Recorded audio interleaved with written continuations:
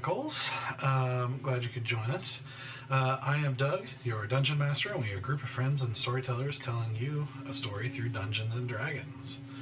So, where our party last left off, they had, of course, joined a rebellion in the country of Lirindil, and had been sent on a mission to find out why their weapon supplier, a tiefling named Hethra, had stopped supplying weapons and cut off communication. So they traveled to the distant desert country of Alraka and the city of Tiratha, and conducted an investigation which led them to discover a little bit about how Hethra's organization worked.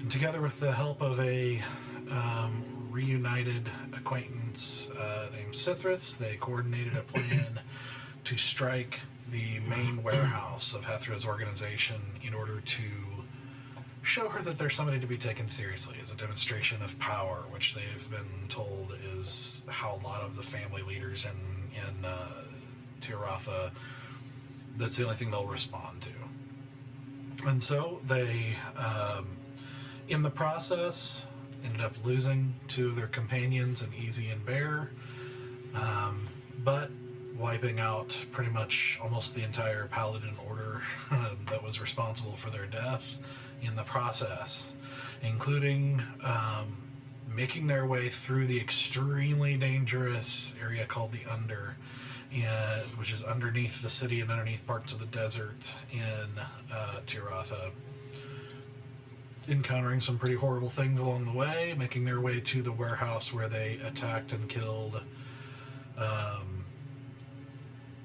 Knight Maiden Alicent, the leader of this Paladin order, who, upon supposedly being killed, transformed and revealed herself to actually be a polymorphed beholder. After a very harrowing fight in which Sarek became fully petrified and is currently a statue, the party expended themselves, defeating this beholder, and afterwards they knew that help had been sent for, that somebody was supposed to be arriving. The head of security for Hethra's organization, a supposedly very large tiefling named Belkiron, who is apparently very dangerous.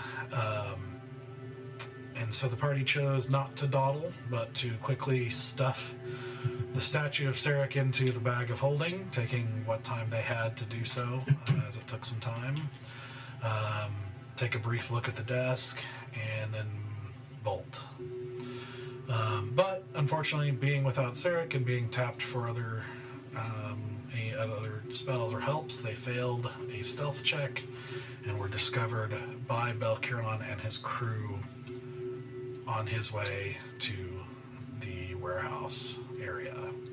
And they suddenly find themselves now confronted by a huge, hulking,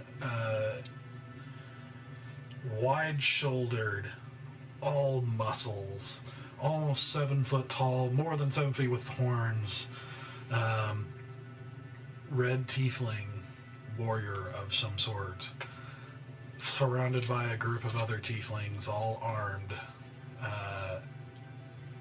who have spotted you and confronted you, are now standing right before you, and he is inquiring as to who you are. And that is where we're going to pick things back up. So, as you find yourself confronting this group, you see them approach, and he, you see this hulking tiefling approach, and he says, "Who are you? What are you doing down here? And don't move." We're here to have a conversation with Hethra.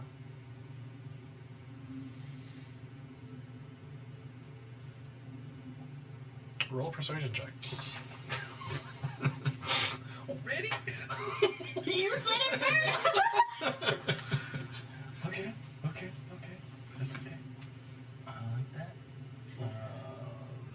22. Okay.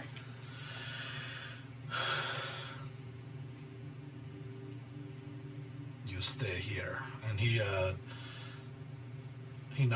turns and says something kind of softly to some of the tieflings, who several of them depart and go down the hallway the way you came towards the warehouse, and the other tieflings slowly kind of make their way and surround you.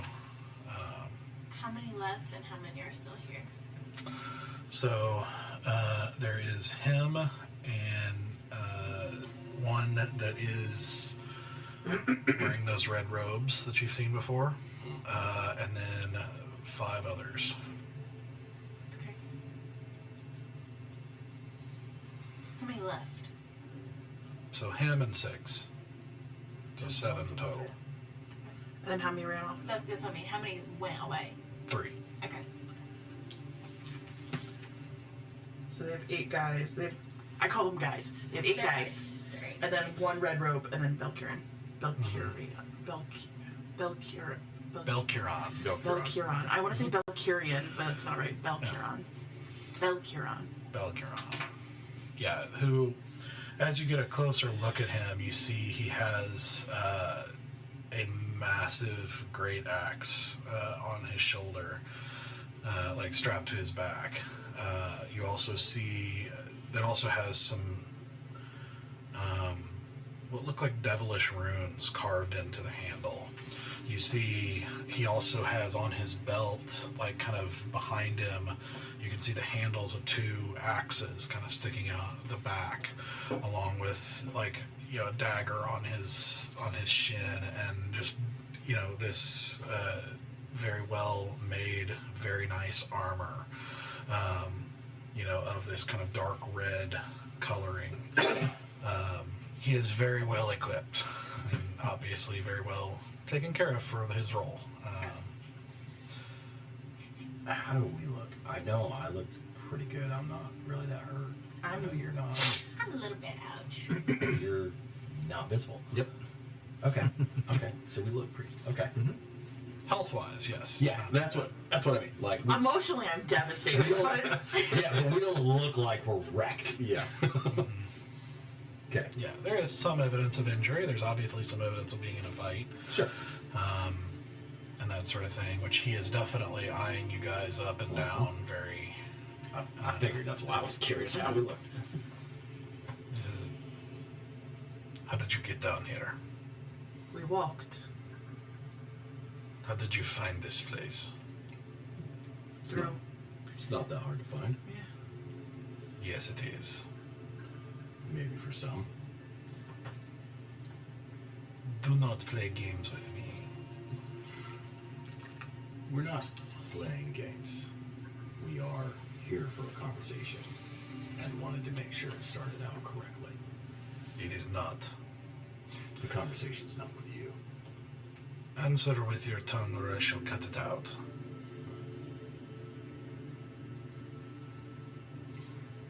How did you find this passage?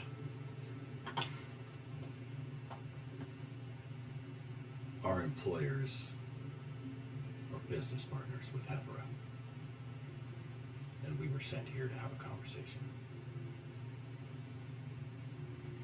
Any business partner would have sent you to her house.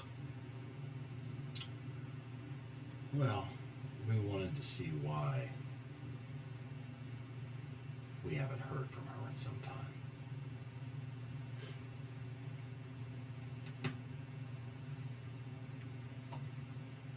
You see him kind of like thinking about it for a second. A little bit slower than some others might, but he doesn't seem stupid. He just, he's also not the brains of the operation, as you get the impression, but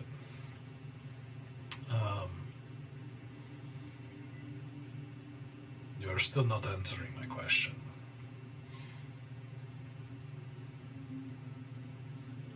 I will answer them. We will answer them to the best of our ability. But this conversation should really be taking place with Hethra. About this time, a couple of the tieflings he had sent off come running back down the hallway. And you see him step over and talk to them, with them very alarmed, very, and he turns and says, "Strip them." You touch us. And he takes off his great axe and says, points it at you, holding it fairly easily with one hand, right at your face, and he's like, "You don't have a choice." And they start moving towards you to take stuff. Now hold on a second. How many people did you find, let's say, taking a nap in that room? He looks at the other guys, and they're like, no one was sleeping. It's a euphemism. I think you've lost enough people today. I will not lose more. Or if I do, it will be with you as well. But you will not take another step without us disarming you. We mean no more harm, Good. but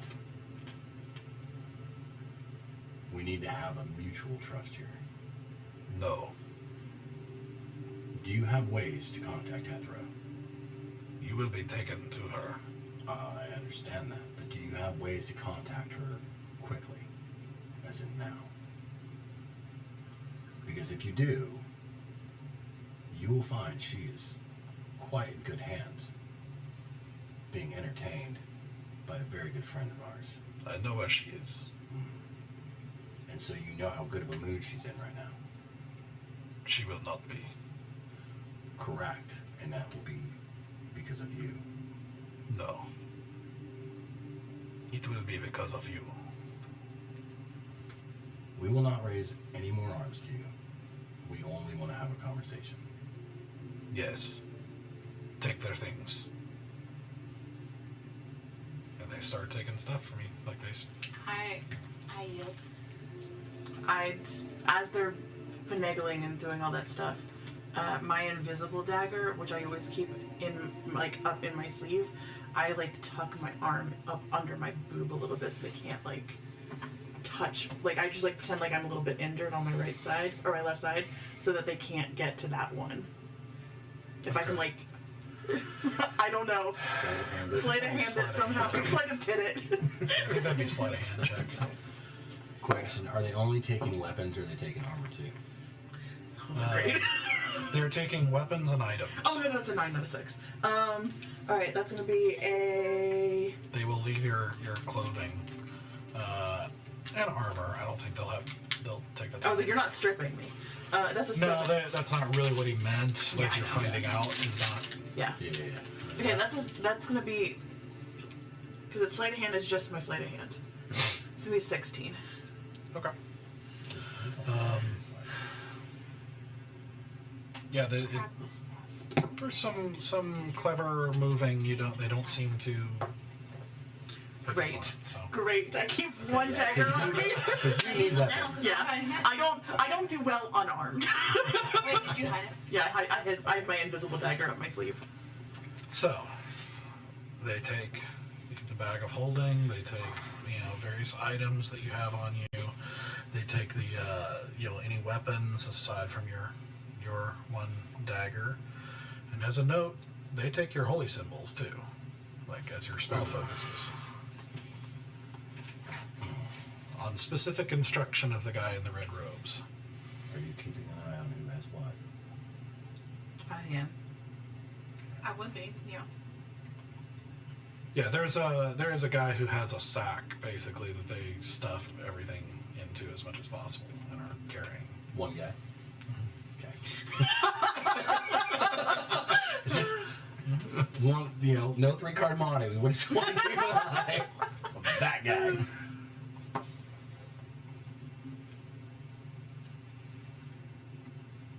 All right.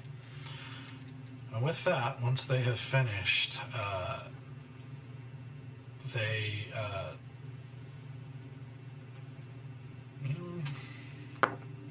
considering the circumstances, they will tie your hands in front of you as well. In front? Mm-hmm. Okay. Okay. That's fine. And he says, if you try anything, no one will leave before you. If we try anything, you'll be the first to know. Yes.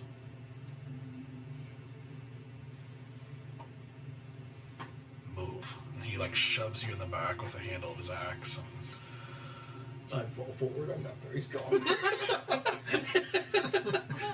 Not I fall flat. Oh, Yeah. I stumble. Stumble to the ground, and you feel a rough, strong hand grab the back of your and like pick you up almost a foot off the ground before like manhandling you back onto the ground and shoving you again. I was gonna try and act tough, and I realized I can't. Yeah.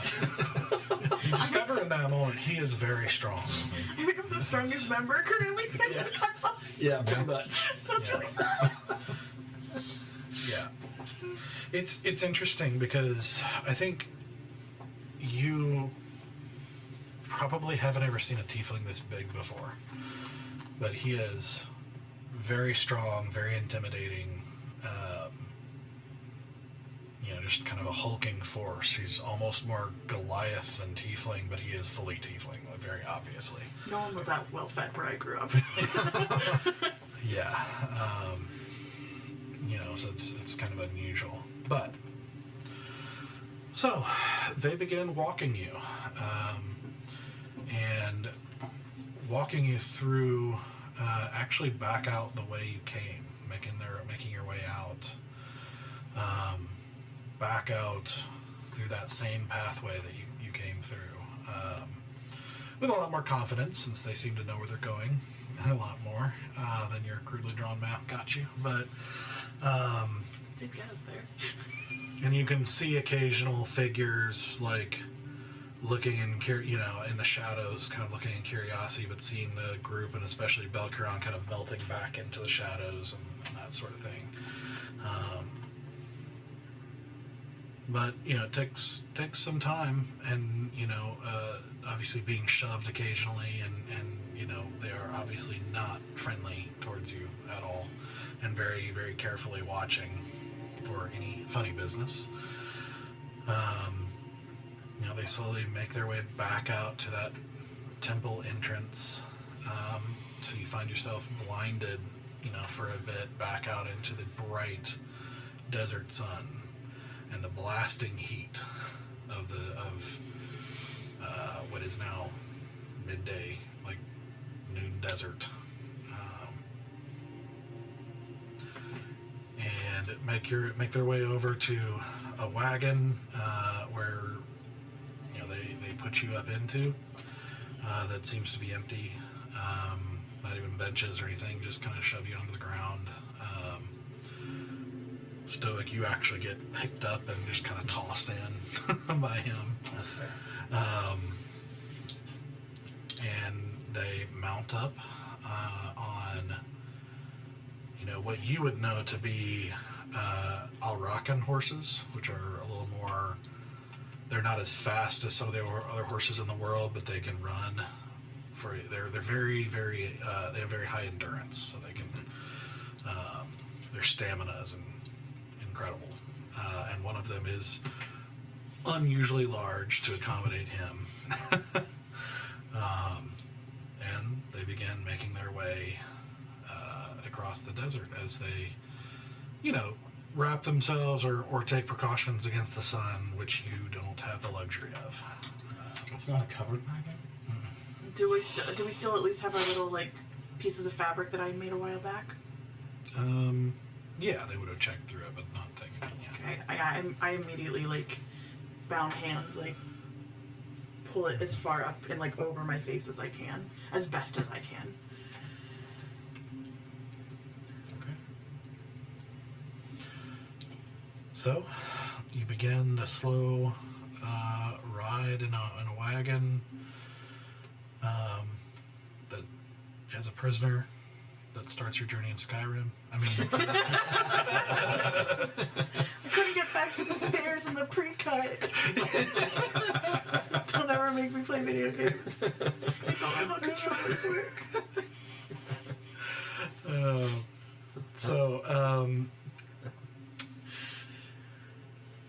I mean, over the course of the next few hours of travel, you are just kind of riding along in a bumpy cart, being carefully watched by these guards who are still clearly hostile and seem a little. Well, you can also see from the glances they give occasionally, like they seem to be nervous of Belkiron, who is no less vigilant hours later than he was at the beginning.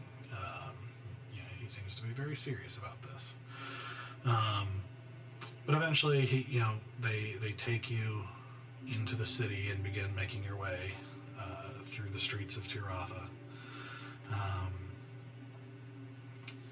Getting more than a few curious glances, but not as curious as you would think, as prisoners and other things are not that unusual here.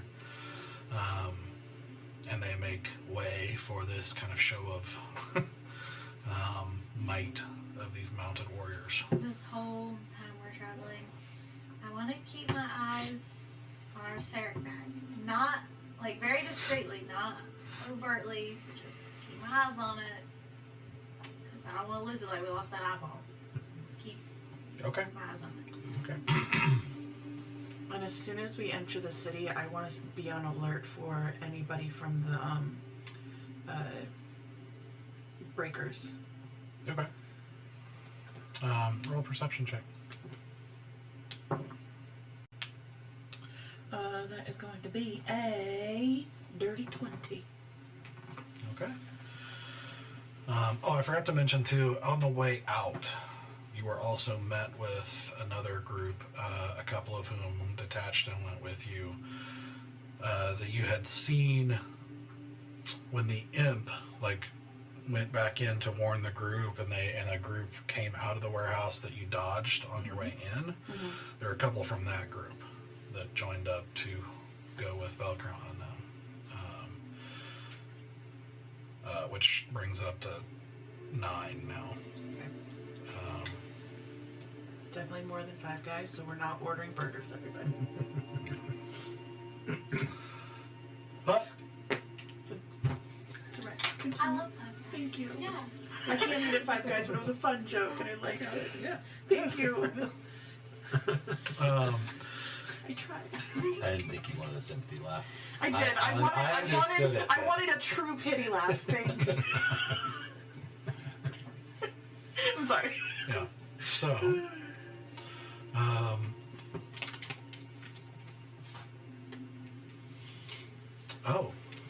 interesting note.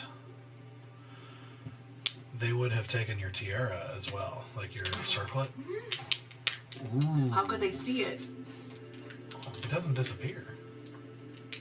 It just changes your form. I thought it becomes part of my visage. Mm-mm. No, motherfucker, no. Oh no! Yeah. Can't not have that thing! Was there a way I could have avoided having it taken away from me? Without causing a fight? That would have been very difficult. Okay. There's Great, a real love that sleight for- of head. Love that for me. So you're back to you now. Ooh. Yeah. Oh, I can't be a purple tiefling in this city! We very much are. Yeah. Oh, God! Oh, God! We wanted a meeting with Hethra. Now we're getting taken right to the front door. Right. Yeah. So, Then I'm not even just on alert for the breaker peoples. I'm Who's trying to kill me? yeah, I'm now ready to bolt the minute I see anybody who's gonna go to grab for me. what was your perception check? Dirty 20. Okay. Okay. I mean, you don't see anybody from the circle breakers. And you did kind of wrap yourself a little bit with the cloth, so some of that's, not immediately obvious to a passerby, it seems. So, and it's, growing up, you walked through the streets and it wasn't like everyone was like, oh my gosh, a purple tiefling. It was just a curiosity. You know, it wasn't really a big deal, except now. Yeah, like, I'm petrified now because it's like, I'm a rarity in my own country, color-wise, which wasn't a problem until I found out someone was hunting specifically for people who looked like me. Yep. Yeah. So now I'm just like, oh, fuck. So, making your way through the city streets, by this time, very hot. Like, they have not offered you water, they have not, you know, done anything to help alleviate anything. It is a miserable trip. And so, you know, making your way through the streets, you know, this very tense, looking around, looking at every face, kind of this, you know, any face could be a huge problem, you know, kind of experience with it, which is intense when you have to go through 7 layers of a very large city, seeing thousands of people that could all be potential threats. But you managed to enter the 7th level and make your way to a large white mansion of a sort, a mansion of stone, this white stone. And they kind of pull up amidst this garden of well-trimmed hedges. You do indeed see some fountains here and there, which is kind of like what you saw in the 8th level, where there's just water everywhere. It's just a huge show of opulence in the desert to have water wasted on a fountain. And you see servants and, you know, who you would assume to be slaves all over the place, just taking care of all kinds of things, carrying things all over the place. And they get you out of the wagon and take you in, and then, you know, Belcaron has a brief conversation with one of the servants who comes up to greet the group, and they lead you off to the side a little ways down the hallway.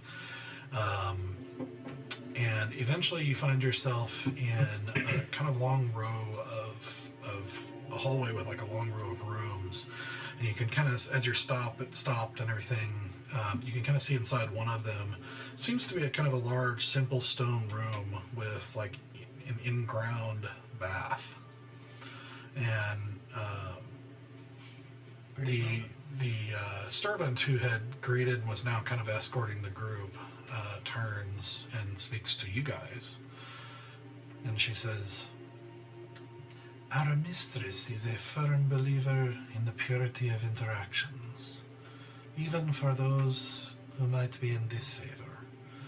All who approach her must cleanse themselves of all impurity, deception, and unfairness, and present yourselves as simply as you are, in your purest form.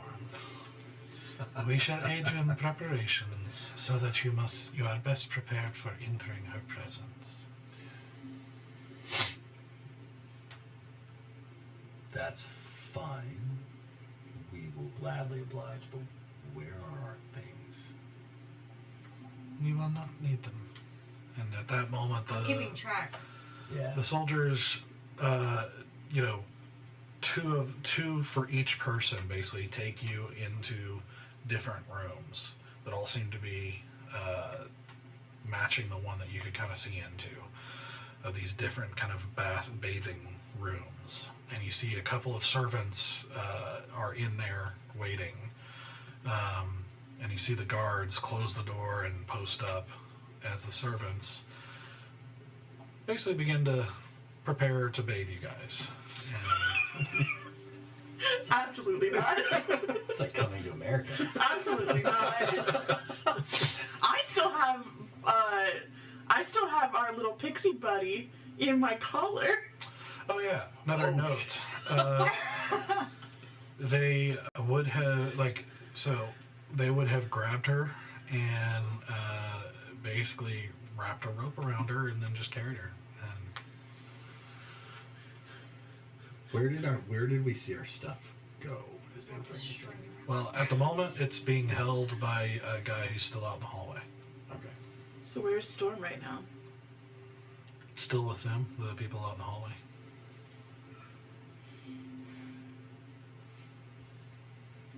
Don't like this one bit. So we're in there with just servants right now. There's no. No, there's 2 servants and 2 guards in each room, like with each of you. I'm gonna put my hand on my tattoo, like as they're like moving around and stuff like that, and I'm like, I don't ask one of the servants, what exactly do you mean by washes of impurities? Do you just mean dirt travel or something more intense? One of the servants says, kind of a young tiefling girl says, there is a ritual of cleansing that we must do in order to prepare you for her presence. What does this ritual entail? Exactly. I want to consent to what you're about to do to me. And you hear as you say that, a couple of the guards sort of like, consent. You do what you're told. I will not be touched by strangers. You will be touched by whoever we tell you to be touched by. And you'll be touched by an angel, so fuck off. You see, they draw their weapons. Very scary of you. We are in a place of purity if you haven't noticed all the fucking water. Put your swords away. I'm not gonna fight anybody. I just don't want to be touched by strangers. There are other baths that will be ready when you've been subdued. What are you going to water me? Gonna drown me in your opulence? Scary. They start moving toward you. Ah! Don't touch me, you little weirdos. Back off. Comply. Then don't get near me. If you do what you're told, we won't. I am asking these servants what they are going to do. We don't have time for this.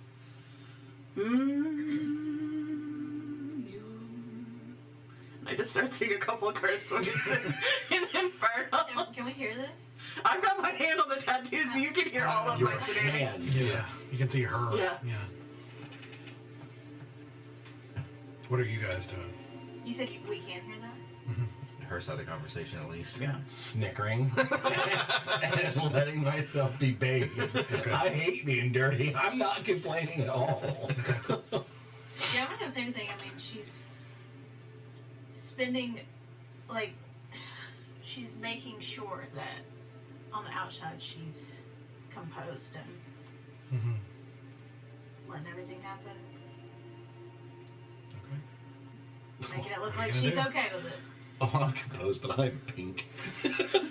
I'm bright freaking pink. I'm gonna basically look back to the servants and these guys can be as brute as they want to be. I'm gonna look back to the servants. Would you at least allow me to undress myself? I am very uncomfortable with strangers' hands upon me. Yes, but we must wash you. I understand, but please at least allow me to undress myself. All right. And I'm gonna slowly undress. You can see the servants are super nervous now. Like they are looking at the guards, like very clearly frightened for themselves as well as for you, and just it's very tense right now. And I'm gonna look at the guards while I'm undressing because I'm imagining I'm about to undress in front of men. Yeah. The guards are, yes. Yeah, I'm about to undress in front of them, and I'm very uncomfortable with this. Yeah, the servants are 2 girls. And so I'm gonna start slowly undressing, but I still have that invisible dagger tucked up my sleeve. I'm trying to undress myself in a way that I can somehow still palm, because it's invisible, still palm it in a way that looks like I'm just trying to keep an injured shoulder in check. Okay, we'll do another sleight of hand check. It's gonna be harder because you drew a lot of attention to yourself. Oh yeah. Oh boy, that's not gonna be it. It's gonna be a 12. 12. Yeah. I'm hoping they're just really not perceptive, and it is invisible, so I'm hoping it helps. So as you do so, one of them, you do see a moment where his eyes, suddenly like narrow, and he walks over, and you see him put his sword up to your neck. He's like, "What is in your hand?" And he reaches down and grabs at it and feels, and just kind of like, sneaky rat. And he takes it. And I'm just gonna spit. you rolled a 20, so I was like, Yeah, I figured there was no way I was getting through that. I was so hoping I could keep it. yeah. Are Stoic servants females? No, there are 2 males. Okay, these. Hey, what are mine? You don't know? They're female. Yeah. I would just like to say that when this is going down, just internally, Zenoa takes herself to a place in her mind that she Your happy place. that she kind of felt like she had to take herself to a long time ago, and she's trying to be out of body experience. Disassociated with the whole thing. Yeah. I thought I was gonna have to roll for a nosebleed. That only happens in anime. I do call the 2 men. Once I'm naked, I do call the 2 men perverts in Infernal for still looking at me. One of them shrugs. I mean, the 2 guards are male that are with you. There's pretty much all males with you. Well, no, except for the priest. The one who joined on the way back was a priestess. One of the 2 who joined on the way. My eyes are closed. So, the 2 servants for each of you begin a very lengthy process of. It's really interesting because it's not just cleaning. It seems like there's practice, almost strokes, and it feels more like a ritual than anything else. It doesn't feel. It doesn't feel like it's designed for dirt, so to speak. Even though it's definitely getting rid of the dirt. It's like I said, it's almost religious in a sense. It's almost like a ritual, and but they do this, and they you can smell in the water. There's something kind of pleasantly scenting the water. And it seems like they have set numbers that they do everything in, and you can occasionally hear them counting under their breath of down your arm, a number of strokes with a sponge or something like that down your arm, and it's it's very precise and ritualistic is really the best word I can come up with for it. After this, they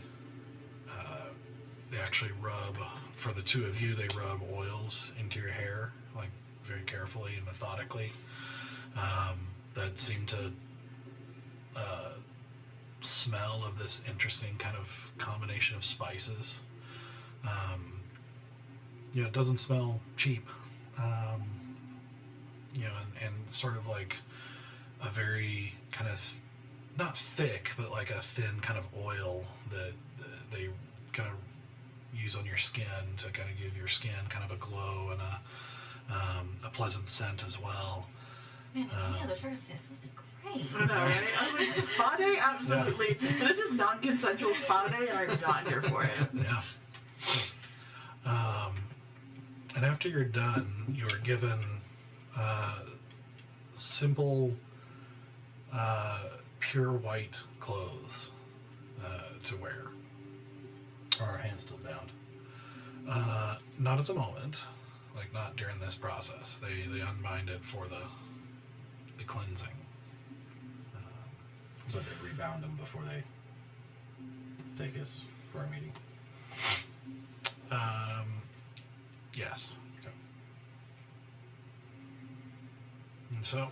Did they ever take my tail? clasp away, or no? Yeah, they definitely would have taken that. I'm just like, I have For to. sure. I'm like, where are all the places I can hide weaponry on my person? I know one place they haven't. Joking. Absolutely kidding. So, No, I shouldn't have. so you guys slowly, eventually emerge, kind of, waiting in the hallway, just right outside the door until the others are finished, and kind of exiting, looking fresh and clean, smelling good in these kind of white, simple clothes, like very, very light cloth. Linen clothing. And they start walking you again. And they walk you through the room, like through several hallways and everything like that, until they eventually reach a sort of lobby, sort of like almost waiting area of sorts. And you see as they're waiting, you see a blue tiefling who is dressed very well, but still of similar vibe, if you will, to similar color and raiments of the servants, but much, much more luxurious in clothing as he walks in, and has definitely an air of confidence in calculating eyes as he's kind of looking over you guys, and he walks up, kind of looking you guys over as he walks up, and you hear him. He's a blue tiefling who walks up to Belcheron and says, "She will be with you shortly. Are you certain you want to disturb her? You know what she's up to." And Belcheron is just like, "Don't worry about it." Do we overhear that? Yeah. It's a very quiet room. I did warn him that she would not be interrupted, but he seemed very pushy. The blue tiefling that kind of cocks a head at you with his kind of shrewd eyes and curiosity, and says, "And did you know?" Well, he doesn't just pay anyone a visit. Well, of course he's a very busy man. With fine taste. It would seem so. You seem much more well suited for a conversation than our large friend here. Well, this is a bar about an inch high. Well, we don't mind at all in waiting, but we are here for just a conversation, and we have appreciated your hospitality, but I really don't think these are necessary. Well, you have not exactly come in a peaceful manner. That is true. But the conversation we need to have is very weighted, and we thought of no better way to demonstrate the weight of the conversation. At least our employers didn't. But we are nothing but middlemen, much like yourself.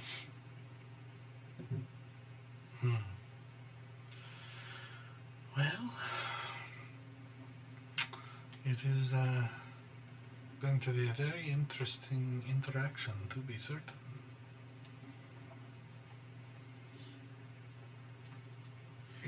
Where would you like us to wait? I would hate to interrupt. I know she's been waiting quite some time. I think she will be making time very quickly. I meant for her interactions. His schedule's been busy lately, and Some things are more important than entertainment. I feel honored. Thank you. I think you wanted to get her attention, and you are shortly to have it. I wonder if you will think it's so lovely. Sometimes getting what you want is not always a good thing. Very true. What is your name, by the way? I am Gisar. Gisar. Mm. Pleasure.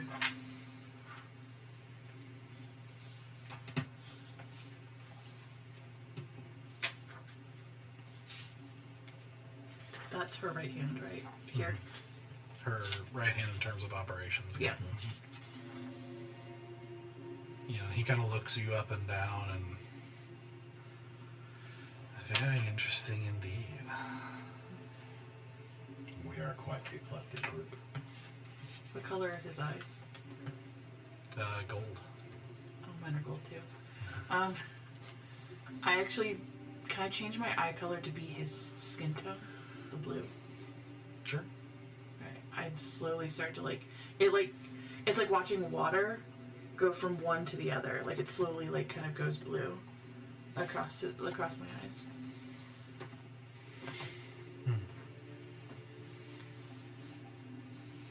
Well, as I'm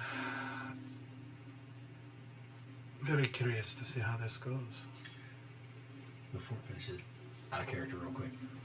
What is Syrinx, not Syrinx, what is Cithrus's name here? I know he goes by many names, but doesn't he have a name in the city? And I don't remember what it was. Like The Prince of Charming. Prince of Charming. Okay. That's what I was looking Yeah, for. I was trying to remember what it That's was. what I was looking Okay. for when I was moving through my docs. Were people calling him Cynthers in that space when we met him? I don't remember anyone else calling him I don't that. believe so. I just remember we were calling him that. Yeah. I don't think you heard anybody refer to him by a name. Yeah, Yeah. I don't know. He's just known as in the Glaze Lily Golden Dreams, whatever at the place. That he's just the Prince of Charming. The glazed lily of the golden dream. Yep. Yeah, I was like, the most ridiculous series of names ever. It's a Cithrus thing. Can I be petrified? Can we all just be petrified? I don't care what I'm doing. Jazar, may I have a word? Very quickly. Speak. There was a small, not creature, but a small friend of ours that you have, I believe, tied up. And that friend is very precious to Mr. Jeremy. And so I think it may be in everyone's best interest to treat her with a little more dignity. I understand having us bound. We do pose a very large threat. Roll a persuasion check with advantage. You got this. Yeah, that's a lot. 17. 25. Okay. He turns to Belkiron with just sort of an arched eyebrow, and Belkiron says, "Must mean Bug Lady." Yes. She has a name. And he turns and one of the other tiefling handles hands the tied up Storm to him. Is she still unconscious? No, she's conscious. Okay. She was just sad. I know. I just, She's just dejected. She's not. She's not there, but she's there. You know. You know, and Jassar, kind of looks curiously and is like, "Well, I had heard rumors of something like this in his presence. Is she special to him?"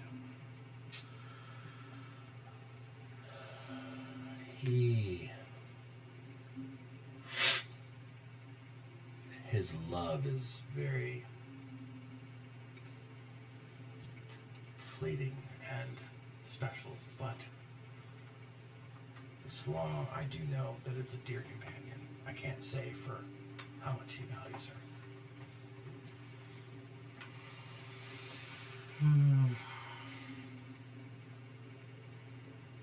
He kind of looks at Storm and what say you, little one?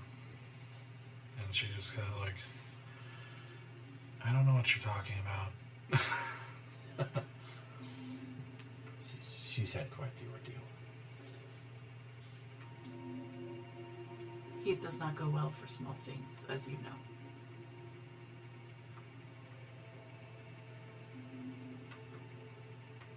Yeah, and just kind of like strokes his chin for a second and has this whole time he's just like this mix of, curious and calculating and amused. And, he's just like,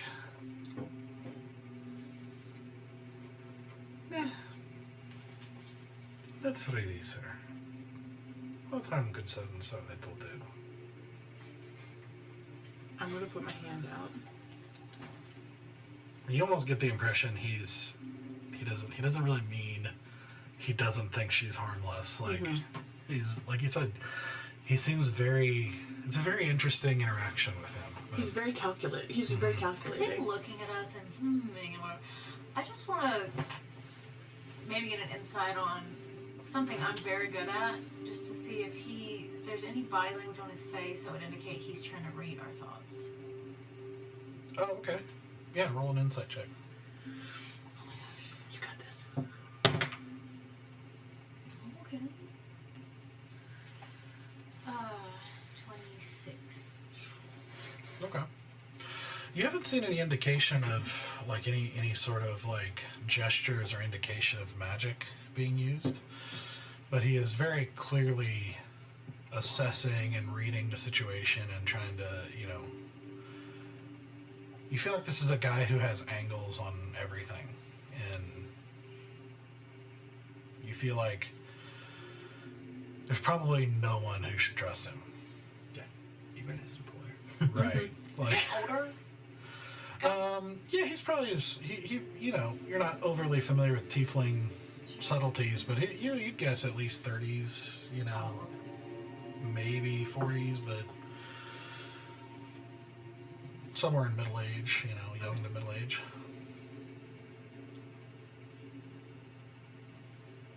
And so they take a knife and cut her free, and she just kind of like takes flight and just kind of hovers in place. I'm just going to scoop her up and just bring her back to my chest. And just hold her.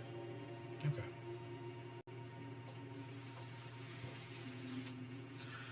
Curious indeed. Yeah. At that time, another servant exits the kind of main double doors, like these kind of arched double doors of like carved wood with these kind of symbols going up the door frame of the arch. And quietly exits and nods at Jassar and says, I believe she is ready. Do I recognize any of the symbols? Roll what would this be? History? That'll be a dirty 20. Okay. They are symbols you've seen before of like, well, I don't know that you've seen these in particular before, but you've seen similar on, but actually I guess even more recently with the things that seem to have to do with Mephistopheles and similar devil worship and things of that nature. Also, one more question. Where is what we're calling Sack Guy? Where is that? The whole group is in this waiting room Okay. with Do you. I have eyes on Sack Guy? You do until you walk through the door, because he doesn't seem to move. Like they all stay outside. But we know he's in a room next door, so. Saki. Mr. Book. Say second 3 times. So, first, you enter into a room that is beautiful and austere. It is, you see this mix of white and gray marble that is just polished to a mirror shine all across the room. You see this large kind of red velvet couch that's curved into a sort of half circle, sat around a table in the middle, like a round table in the middle, also seemingly made out of marble. You see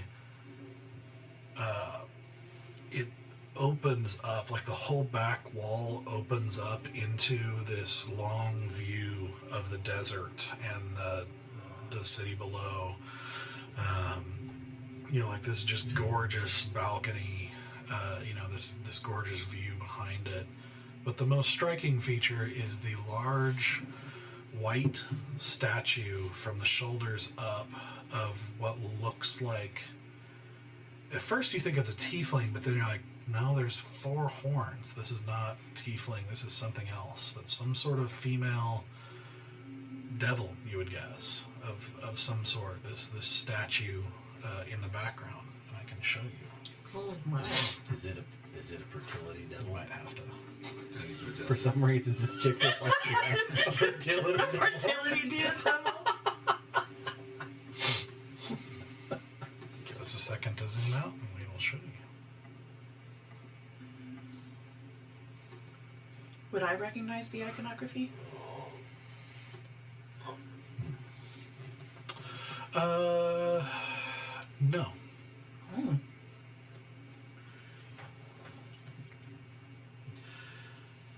And so you see this just incredible, setup of this room. So unnecessary. Yeah. And you see, walking over from a door to the side, seemingly having bid someone goodbye. You see a tiefling woman of red, like kind of older, like probably easily 50s, at least, who still looks okay for her age. Like obviously has had all of the trappings to maintain her beauty as much as possible.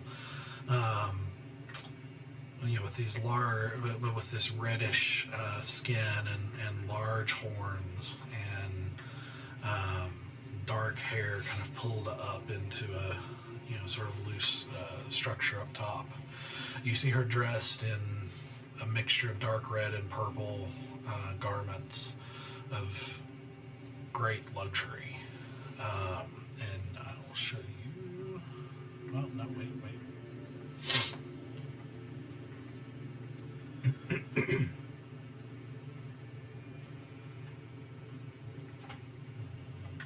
Just a little bit here. Yeah, that's good enough.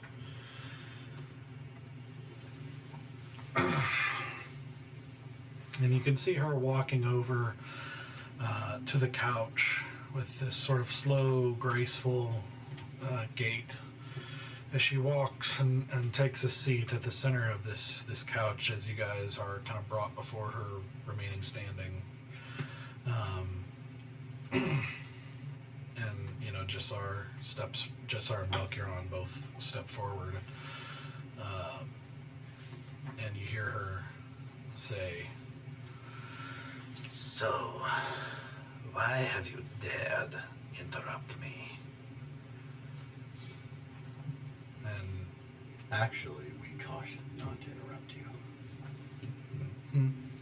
Oh, I said, actually, we cautioned not to interrupt you. and you see there are a few of the guards who kind of followed you in behind you, and one of them like hits you really hard in the back, like with the butt of an axe. You're gonna take 4 points of bludgeoning damage. We'll take that. and they pay you no mind. But you see Jassar, just kind of look up at Belkron, and Belkron says, "These were found outside the main warehouse. They match the description of those who attacked guards at the entrance." And then and she waves her hand, like, to shut him up for a second, and says, "Well then, I would hear from those who would dare attack my family, who dare approach my sacred place of business. Who is this with the audacity to enter into places I have forbidden?" You see Jassar and Belkron kind of step to the side a little bit.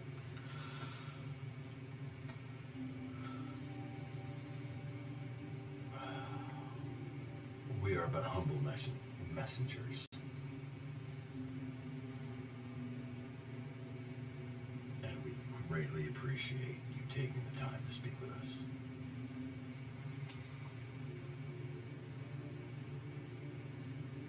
She didn't say anything.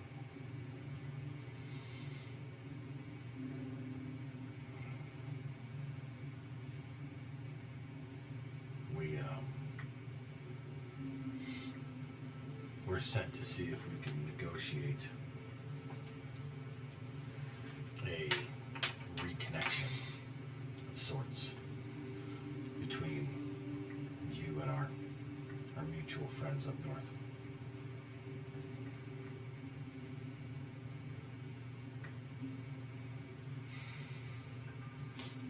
A contract was made and a deal was struck, and suddenly the deal was not kept.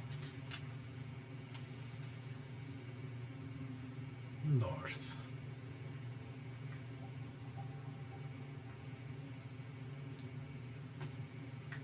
What were you doing in my warehouse? An eye for an eye. Well, proving a point.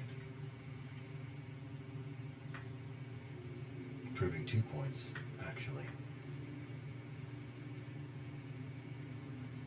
A reminder that you are not going up against a small adversary if you negate the contract, but more importantly, retribution for bad faith action. But we're not all bad. We also happen to clear someone's schedule to make you in a little better mood for this meeting.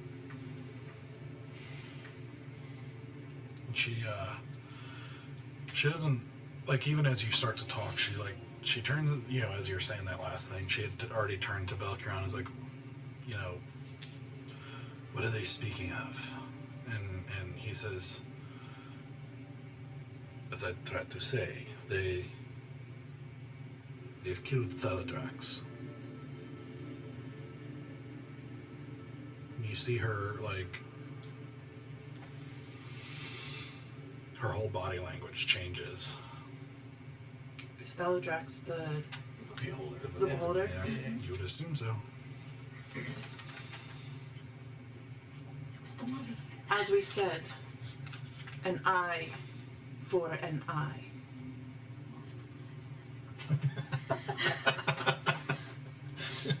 It is not an action we would have taken lightly had there not been a preemptive strike on ours. And you are the ones who attacked the Divine Wind. What's the Divine Wind? Is that the group Folly? It's the Paladin Order. Yeah. Ah, well, they attacked us first. Killed 2 of ours. That one was a little personal. You can understand that.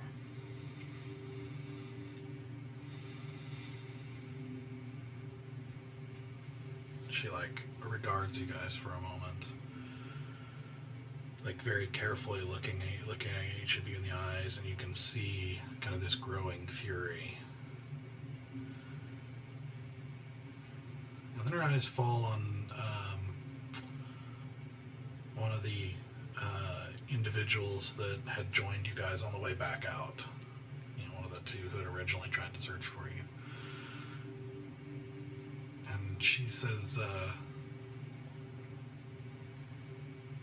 and you did not see these intruders? And he says, no, we followed your imp, and she says, so you are not worth more than an imp? And he says, well, no, so you are worth more. Then you've betrayed me? Never, mistress, and you see her, like, you know, slowly get up and walk around the table over to him, and then, like, turn him around to face you guys, and kind of stands behind him. And she, like, reaches around and, like, takes his chin and kind of, like, points it at you guys as you see her other hand go to her belt. And you hear her say, look and see. See those you failed to see. Place this image firmly in your mind, and let it be in your mind's eye forever. And she brings her hand up, and you see, just in a flash of movement, you see, with this kind of soft clinking, tinkling metallic sound, something on her hand, like this set of chains and wires on the back of her hand, kind of wrapping around it, tipped with these large silver claws on tipping each hand, as she brings her hand around and with her thumb and finger goes straight into the eye sockets of the guy. And I thought she was going. Rips out, and you, with a splatter of blood and a scream of pain from the guy, and lets him fall to his knees, like with his eyes just now pouring out blood, you know, and her hand now dripping with blood as she kind of like shakes off some bits of his eyeball and whatnot off of her claws, and looks down at him with disdain. And then, you know, you see her lips kind of turn up, and she's like, not enough. And she turns and looks at a servant near the double doors who, like, sees her look, immediately goes off, comes back with another servant, and brings them over to her. And the servant is like, how may I, and is cut off as she reaches out and rips into his neck and rips out the servant's throat, splattering the whole place with blood, like all over her and all over the flawless marble, as you see the form collapse into a crumpled heap as it gargles for a few moments before going still. And you see her, like, breathing heavily for a second.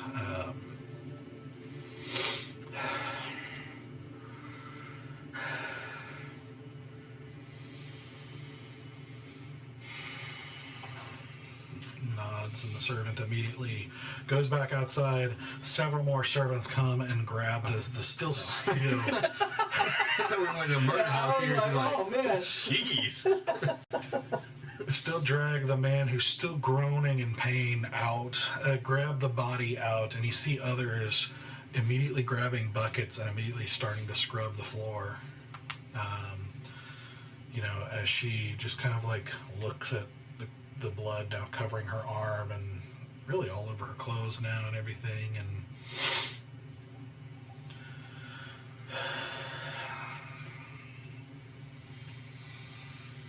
now it is time for answers.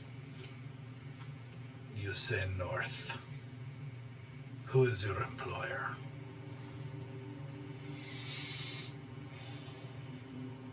I know, but I want to hear you say it.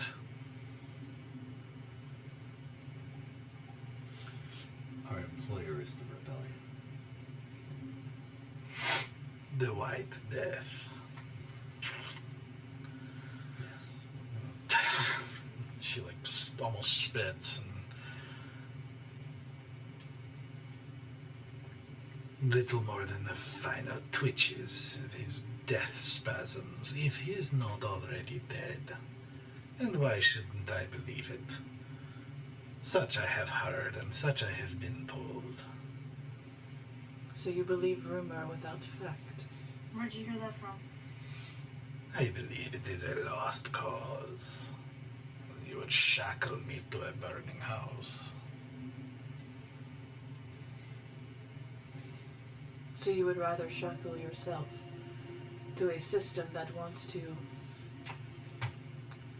cleanse the world of anything that is not the same. Your opulence would be stripped from you. Everything would be taken. The sameness would remain. Nothing will be stripped from me. So you say. You don't seem to be interested in justice. But you are interested in business. The rebellion is going to win. They're growing every day. And let's just say they have a few new allies that may help turn the tables. And if 3 of us could take down all of your white wind fuckers, whatever, 3 against all of them, think how powerful the entire rebellion can be.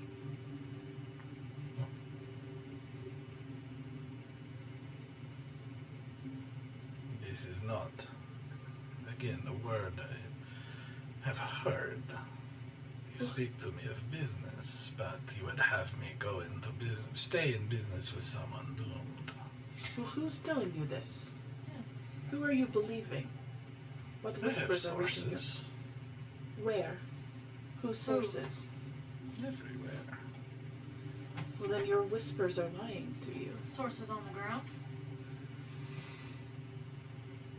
It does not matter. Well, it doesn't. It They're does. lying The to truth you. matters. And I'm supposed to believe you, who is completely unbiased. We wouldn't expect you to back a loser. We're just here to remind you who the winning team is. Believe what you want, but the truth is the blood on your warehouse floor.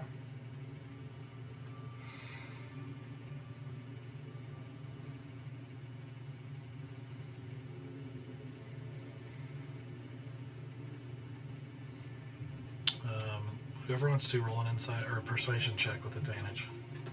I have. I'll do it. Wait, what's your plus right now? 8. I'm a plus 11. Go ahead. Roll? 30. So that I saw that 19 and I was like, Yep.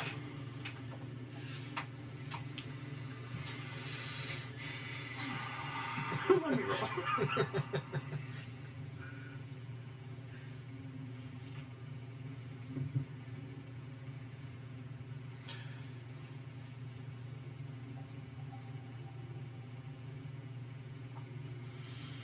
You wish for me to resume the deal?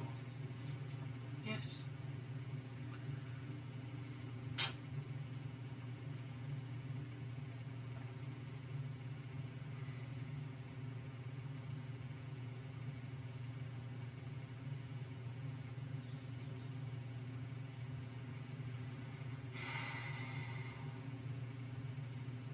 Fine. We'll also need a 10% increase.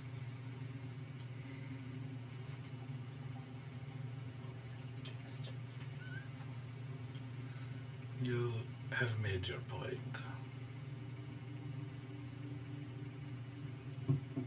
Now you try to extort.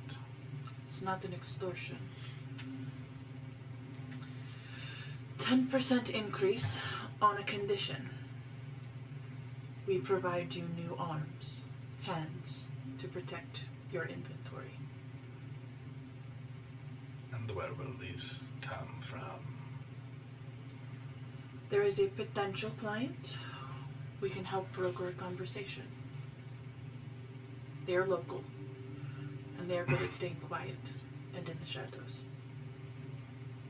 Who are they? Cannot reveal that unless they wish to take on that conversation. There is no one of enough power who I do not know. I'm sure. But they have hands everywhere and wish to unshackle this country. And it is better to be friends than enemies in such major changes in a country, yes. I do not foresee major changes in this country anytime soon. Well, when knowing your history of information that is being sent to you, it makes sense that you would not have heard about it, so. And I do not mean that as an insult. I mean that your whisperers definitely have ulterior motives right now. And they are not your best interest, they are theirs. And if this group, this mystery group, does not work out, well, then there is no harm, no foul in regards to an increase. We resume exactly as we are.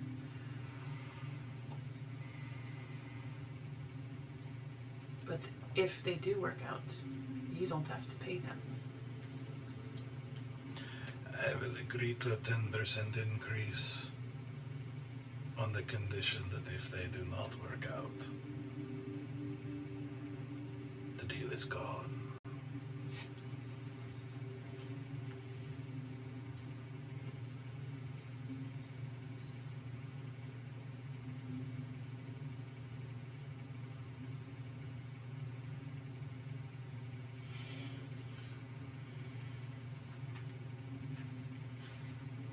You strike a hard bargain. And it is evident that you are a stronger business person than I could ever hope to be.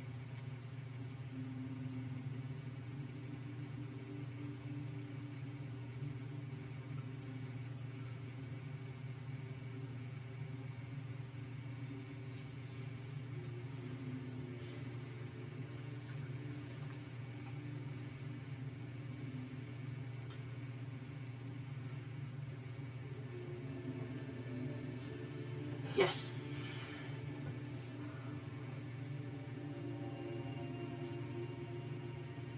To my terms. To your terms. But I will say this. If this does not go well, and you rescind all of this, your friend in the other room, the kind one, the princely one, he will not be happy with that decision.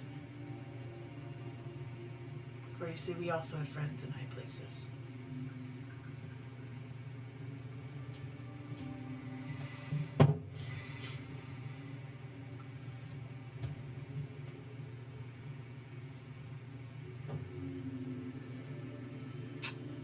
And she does this little tisk sound, and Jasar walks over, nods and walks over to a little side area and pulls out some parchment and ink and a quill and begins writing.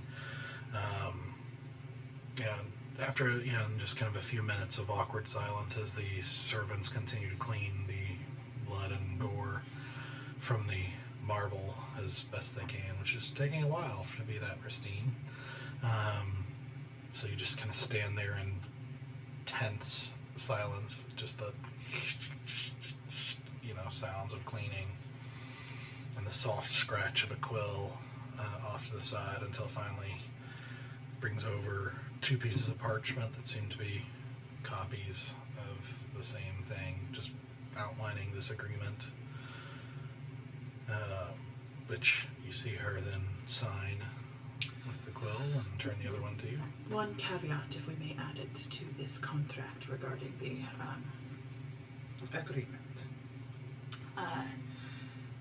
The contract will live in perpetuity for all trades of arms and will null and void everything else that is on this contract if at such time a creature from a magical realm falls from the sky like water.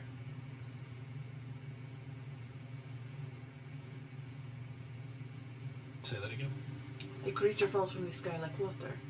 This contract will become binding in that you will always provide arms. No matter anything else that is said on this piece of paper.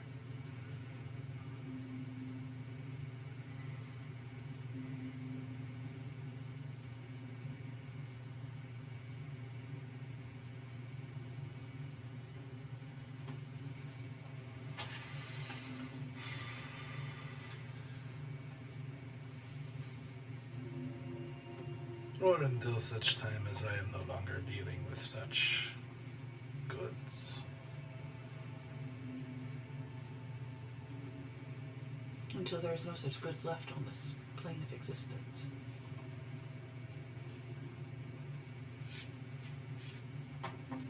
That is a silly thing to say. It is a silly thing to put an amendment about things falling from the sky like water.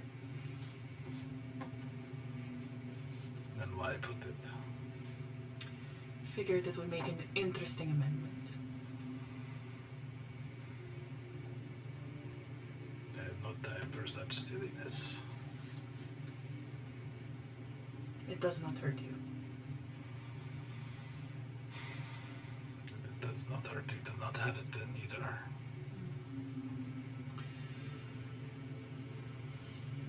I'm still gonna write it in.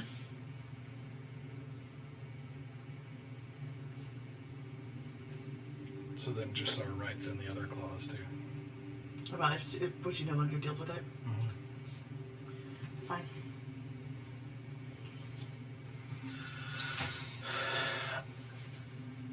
And she signs and turns it to you And I sign my name. on both copies. Mhm. We'll give you one, and she keeps the other. And she says, "Be gone. We will never meet again." Who should we contact about the confirmation of the third party? They may contact Jazar Then we will coordinate with Jasar for the communications. and the Belkiron. And Belkiron. Thank you for your time. She doesn't respond. Turns to slowly walk. May I ask one question? Not related to our conversation. Who is the beautiful figure?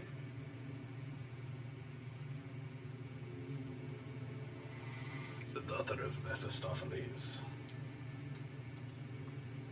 What is her name? Furia. Fioria? Furia. I have never seen her like.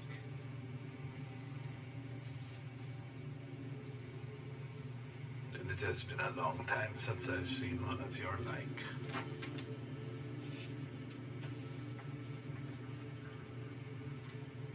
Same. I don't think it is. And then she turns and walks through the doors to the side. I'm gonna pull out a storm. She says, "Did you get what you wanted?" Storm? Mhm. There's still a big risk that I've taken. That could be very, very bad if I fail.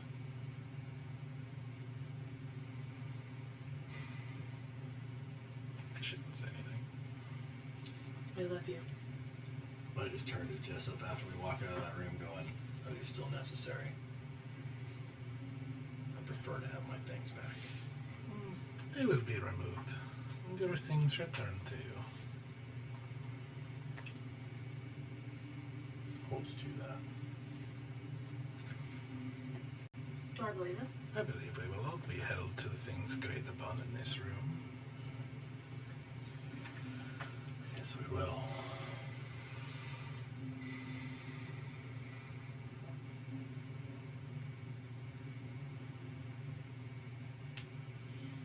You kind of like hold your gaze and like this, again, this weird mix of curiosity and amusement.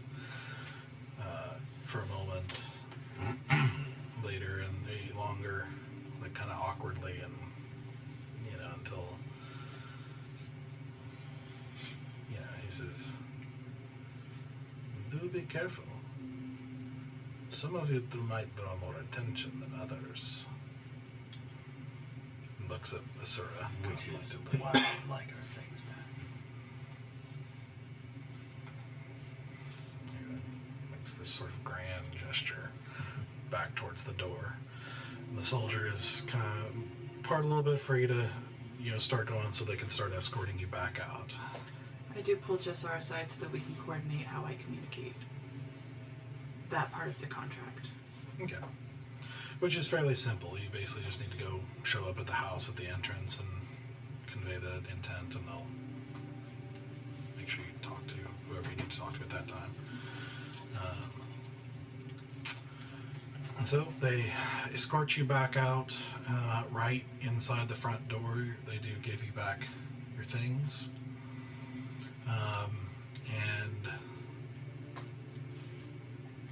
And then finish walking you through the gardens back out to the front gate, out onto the street of the 7th level.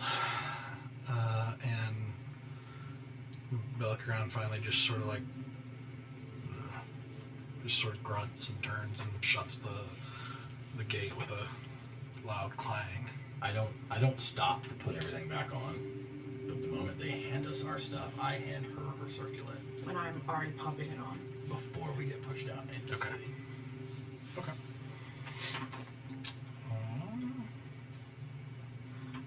Good job, guys. That was a good job. I mean, it's. No! I no! mean, Yeah, we have a I talk. mean, We have a talk. I made yeah. a very wild bad choice. I even looked at you and went, Yeah, I know. Yeah, I we know. She both did it shook anyway. our I know. head like, I'm no! aware. I'm aware. I'm You aware. got out of a really bad situation without dying. Yeah, but I could have. I probably made things way worse. Oh, she just fucked the whole war. Not yet. Not yet. Not yet. We will have that discussion in character. Not yet. I'm just... Yeah. As you put the circlet on, this time you transform into a rather short, about 5 foot, very dark-skinned Shigoran woman with these kind of thick braids kind of tied back a Don't bit. like that one bit. Very, very plain-faced, plain clothes of Shigoran style. Kind of a greenish color. With just kind of dark brown eyes, and yeah.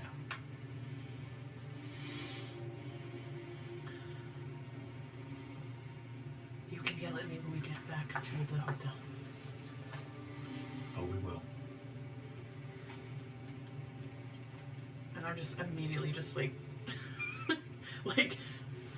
just walking back. Like I'm not looking at them. I am like. So where are you guys down, headed? Back to the hotel. Okay. 4th level, right? Yeah, the place that we've been staying. Sandy boot.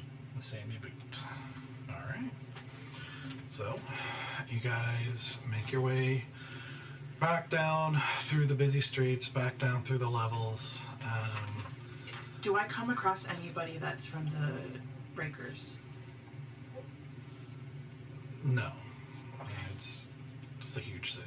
Like it is. I just was hoping that somebody had an eye on us in the city. Doesn't seem so. I mean, it's a big city, and Yeah.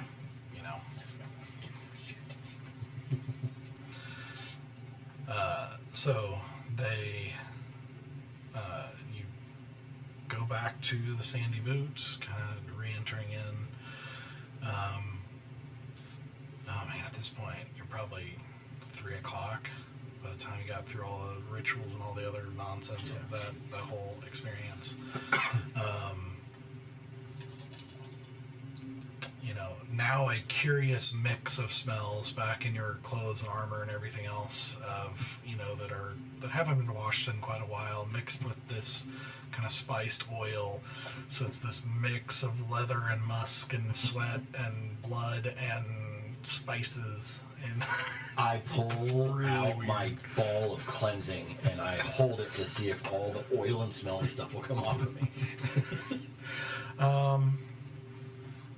That's a good question. I smell like dirty dessert. I'm like, I smell way too clean. Yeah, I mean, blood and dirt definitely would come out. I don't think it would remove things that are designed for cleanliness. I mean, for things like that. They wouldn't want it to in these parts, you know, where you're buying it. So, yeah, no. So the oils stay. So now you just smell nice. You smell nice. Yeah, well, I don't feel nice. Are we in the room now? Yes, we'll say you made your way into the room, closing the door behind you. The moment it shuts, what were you thinking? Listen. The rebellion needs arms. Yeah, we could Yes. just had it. We had that. But so do my people. To do what? To rise against these fuckers who have been enslaving them. You What mean the... makes you think that Hethra's interests are completely aligned with theirs? They're not. Yes, so you just bet our entire war effort on putting someone who wants to destroy Hethra working for her. And you think that's going to go well. Not for her. And not for the entire country. But by the time the rebellion has to worry about it, they've won. What if your friends decide to, I don't know, revolt against her in 2 weeks? And they've got 10% of the arms available to them. And we have none. The entire rebellion has none. I thought we were doing this for the right reasons. He said to Hethra, she's not interested in justice, she's interested in business. I don't want that to be you, but it feels that way. I'm interested in justice. And that's fine, and we can help them achieve it. But you just damned an entire country. Not if they don't agree to our terms. They did agree to your terms. Not Hethra.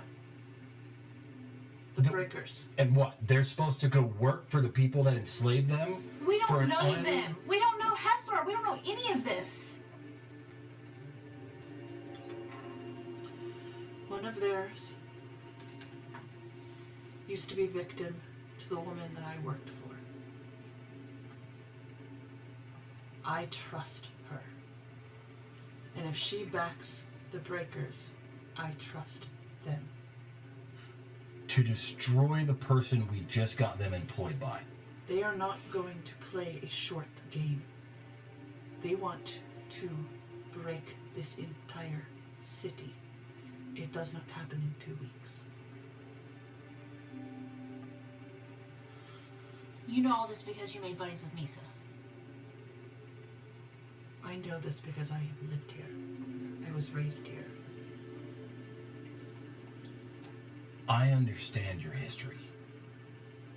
And I get it, and I want to help these people. And I want to take Hethra down. But we have obligations to an entire country. Yes, We traveled halfway across the world to help them. yes. And you threw it all away in one conversation. It's not thrown away yet. If I fucked up and it does not go as I am planning this to go, then I will sell myself to whatever fucker is looking for purple tieflings to make sure you have enough coin to buy an arsenal. It's not about coin. No one's asking for anything like that. How many people are in the broken chains? I do not know.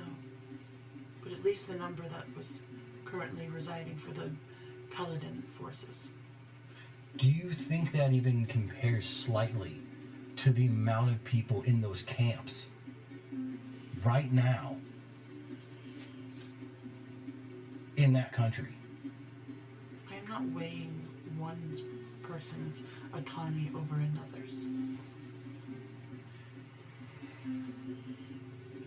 Look, every life is valuable, and I understand that.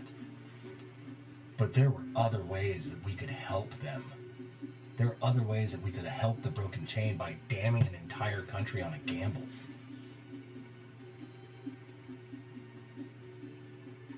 Well, it's too late now. So you can be mad at me forever.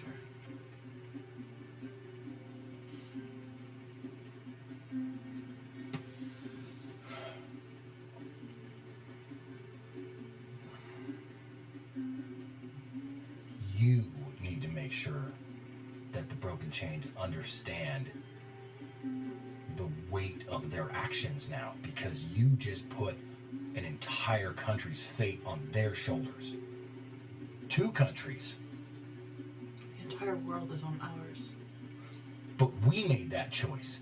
You made that choice for them. I did. And I will bear the brunt of it. But you're not paying the cost. Everyone else is. I have weighed my life against the decision.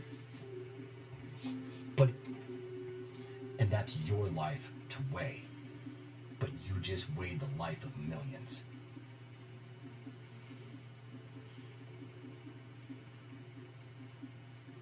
It's all I'm trying to get you to understand. I am perfectly aware of what I have done. I am not a child. Then sleep with it. Good night. Yeah. We have 2 rooms, right? Yeah. Yeah, you're a long way off from night, but Oh, I think you said 3 in the morning. It's no, a.m. 3 p.m. Yeah, so can I crash in your room today? Sure. I'm gonna leave the bag of holding with them because of him, and I'm gonna go into the other room. I'm gonna clean off my clothes a little bit, and then I'm gonna leave. Okay. And I'm gonna look for the breakers. Okay.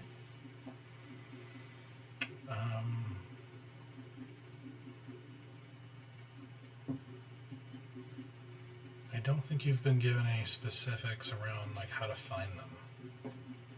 You've had Misa meet you places. Basically, I want to go towards where, like, the Buddha-chan, like the little kids gather, because they are the ones who know where everything is. And if they can't get me directly to them, they know who hangs out at what corners. Okay. You would know. So, to give you the player some scale, because you would know the scale of the slums is pretty massive around the whole city, and that there's a lot of Buddha, and so it's unlikely that they would have succeeded if they were as well known as normal rumor goes. So it could take days, I guess is what I'm saying. You would know is like, it could take a long time. Yeah, I want to basically go back to, like, the last known places. Like, the last places, like, I have known for certain I have interacted with somebody from that. And just start making my way backward. Okay. Mostly I just don't want to be in the hotel right now. Yeah, okay. Roll an investigation check. That's not good. That's honestly very on brand for her right now. She's made too many bad decisions, and she will suffer the consequences of those bad decisions. It's a 10. Okay. So, you make your way back down into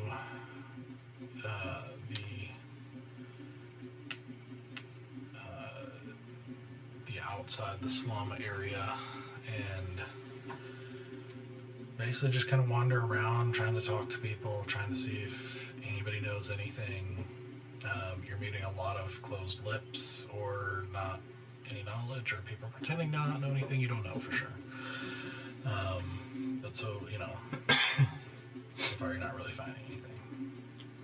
I'm gonna just keep doing that until it gets pretty late in the evening, and once I'm, like, kind of just exhausted from it, I'm gonna head back to the hotel.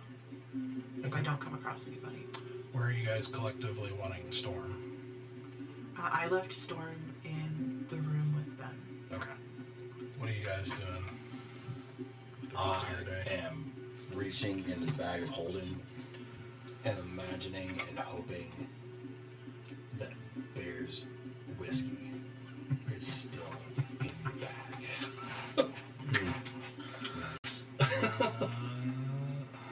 Let's see. Because I don't think he took it with him. I don't think he did either. I don't remember him doing that. Question is, did he have any left? I don't know. And did he have it on him or anything like that? Oh, shoot. Because I'm pretty sure like, it was a pretty big Yeah, thing. he had a Was- pretty big thing, and it was in the bag of holding. Yeah, like it was definitely in the bag of holding. Crap. I don't know if I have access to him anymore. Just roll for it and see if it's still Yeah, there. just roll for it, Yeah. Doug. See if it's it. Well, it's, yeah, okay. Because I think we removed him from the campaign instead of deactivating, and so, like, I don't think I have access to his character sheet anymore. But yes, we'll roll for it.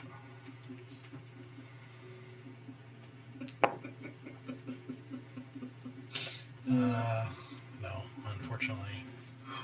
That day gets worse. Sorry. That's fine. It was 50-50, so. Yeah, that's fine. How you holding up? I'm tired. That's all. You think you're gonna be able to help Sarah in the morning? Maybe I get some rest.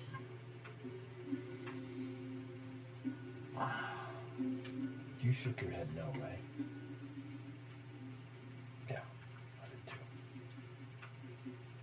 I mean, we've all made decisions in the moment that not everyone's agreed on, but this is kind of a doozy.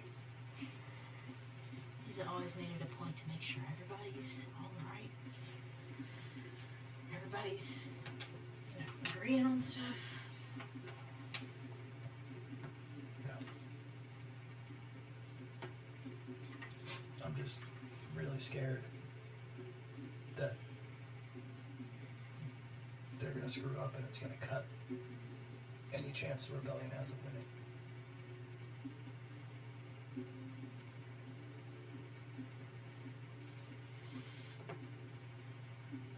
I'm gonna focus on one problem at a time right now.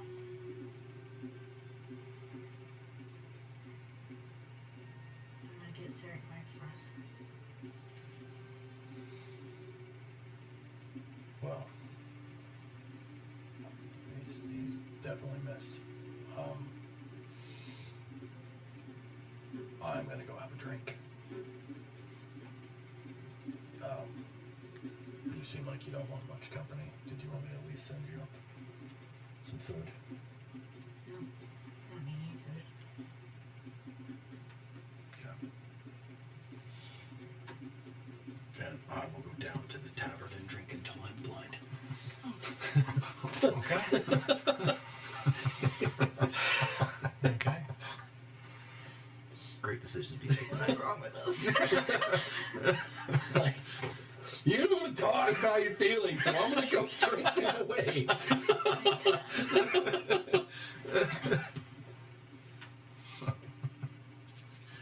Yeah, he leaves, and basically it's just you and Storm, who has just been kind of sitting on a table,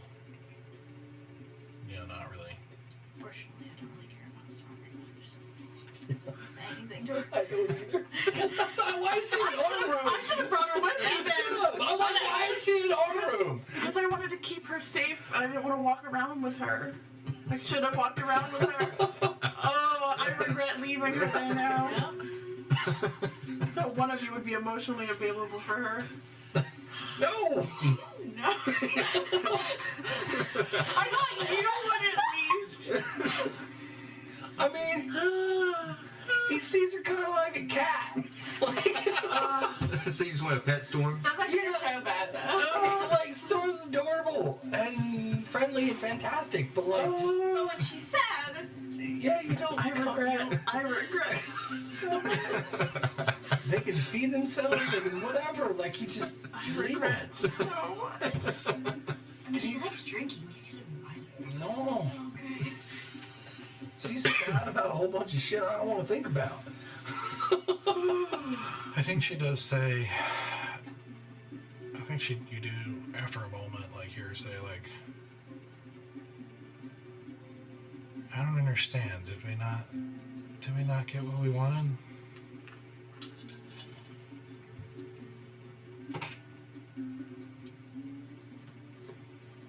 I think it's her just.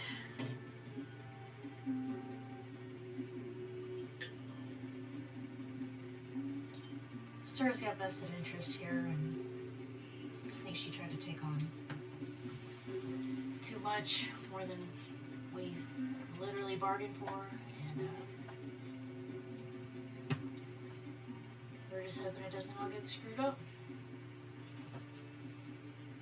But you think it will? Get screwed up?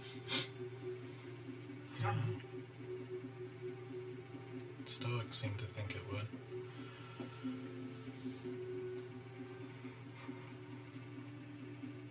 And then everyone died for nothing.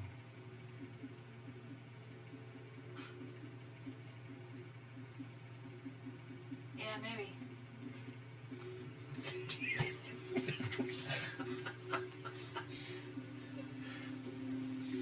We'll see what happens.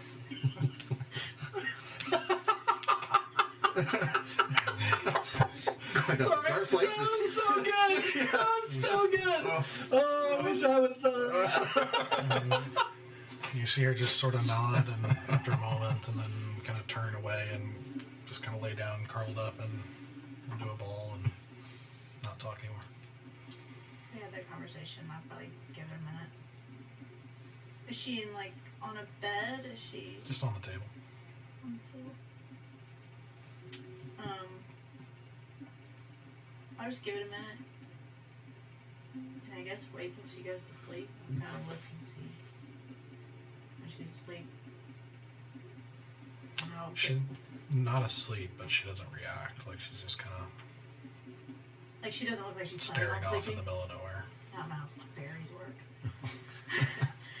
Okay. If she doesn't go to sleep, I'll get ready to go to bed. Yeah. Storm, do you want to lay in the bed with me?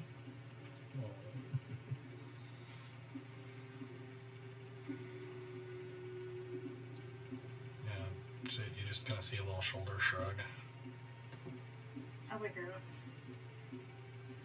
I'll put her in the bed next to me. And I'll just kind of lay down on my back, close my eyes. Just like,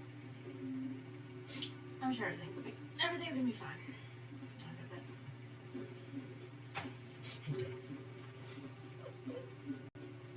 I have no idea when Stoic comes up. Neither does he. Or if he makes it up. Sorry, walks back in. Yeah, sorry. I was like in late at night, he's just like slumped. All over the bar. Yeah.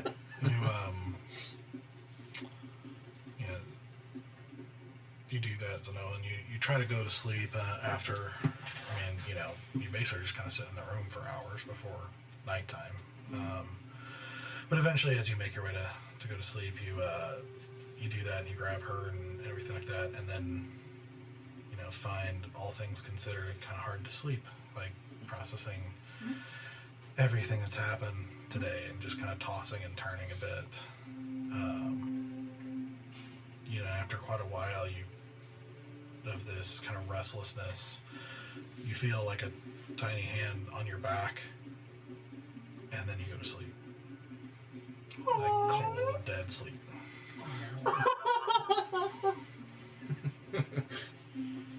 We're friends.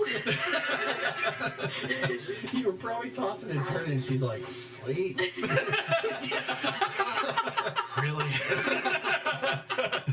Especially because you're tossing and turning could crush her. Good, because not long after, you don't even remember this, but you stumble in, kind of blackout drunk, and just sort of collapse on the floor, That tracks. And Could be a righteous hangover. I guess you make your way back eventually to It's also partially unsuccessful, by the way, because you're getting a lot of very distrustful and fearful looks being a Shigoran. Yeah. The minute you described me as being a Shigoran, I was like, oh, I don't like this at all. Yeah. What is that? So the Shigoran. Shigoroth is a country between Karandia and Alraka, and it is known for like slavery. It keeps like slaves legally speaking, and like way worse kind of slavery than Alraka's typical attitude towards them. They make an industry of it, and they're they're like cattle. They're a fairly powerful nation too, but they're just known for that. And so here, especially, usually when a Shigoran's here, it's for one type of business, typically. And she's out there chasing children. Yep. Yep. Okay. I'd also like to point out that that was the group of people that Sarah was trading with. Oh. So the fact that she now resembles what, like, a nation that she did. What a tangled web. Yeah. Dave. That's a great way to finish off the terrible. Yeah, there's also a bit of like there's kind of a masochism that's happening for Sarah. There's like I need to repent by being the most vile creature walking the streets of Alraka right now. On this day end. No. For you, it's over. We're trying. We're trying. Well, eventually, morning comes. Waking after, probably troubled nights. I took that tear off as soon as I walked in. I did not want to wear that visage anymore. Okay. You having very good sleep, very sound, dreamless sleep. You also dreamless sleep that is not restful. But it's dreamless. That's what matters. You wake up first to see a still fully clothed stoic sprawled out on the ground, like one hand in the cold ashes of the fireplace, and like just a little puddle of drool next to his face that is surely going to have like wood marks up the side of his. Like, just in case, scare the dying.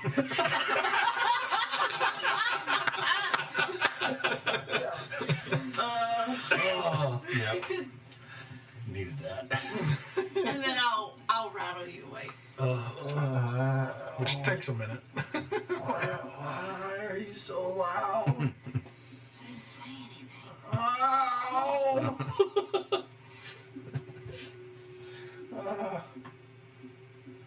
Ow. You say this into an already increasing, stuffy heat of Oh, I'm so sweaty. I won't say anything, and I'll just go down to get some breakfast for us, some food. Oh. Do I see a syrup at all that morning? I got up early, and I actually did. I put the tarot back on, so whatever my new disguise was. Okay. This is fun. Yeah.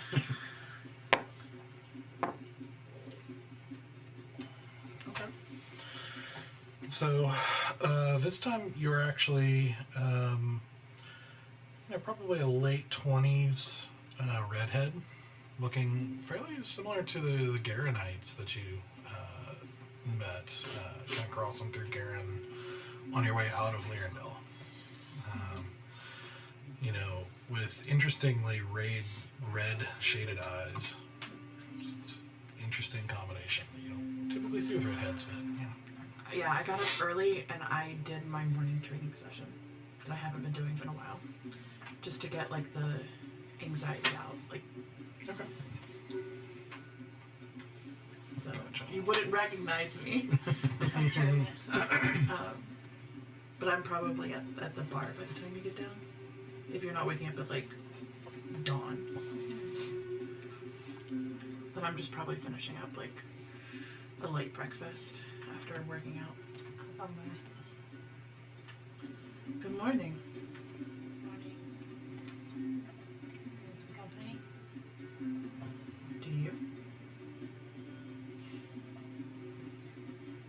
I at least feel much better this morning.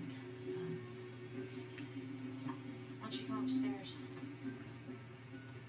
Should I be prepared to get my ass kicked? I kicked his own. Figured. Yeah, and I'll order for the rest of the breakfast for us for upstairs. Okay. So, taking a little bit of time to get that together, and then making your way back up to the room where the four of you, including Storm, gather together. Stoic didn't actually get up. He is now just on his side, curled in the fetal position. Also, all of us got a long rest, but none of us got our temp hit points because Stoic was not resting correctly. just so you know. I'm really bummed about that. I like having those magical hit points. It happens. When we get up there, though, I'm just gonna step over Stoic, and I'm gonna go to Storm and just see if she wants any food or water or anything. She just sort of shrugs. Storm, will you at least drink something? She shrugs again. I'll just bring her up to the lip of the cup, and we're just gonna tilt it so that if she wants any, she can just tilt her face forward a little bit. Yeah, she'll take a sip. Put it back down and just kind of hold her to my chest again.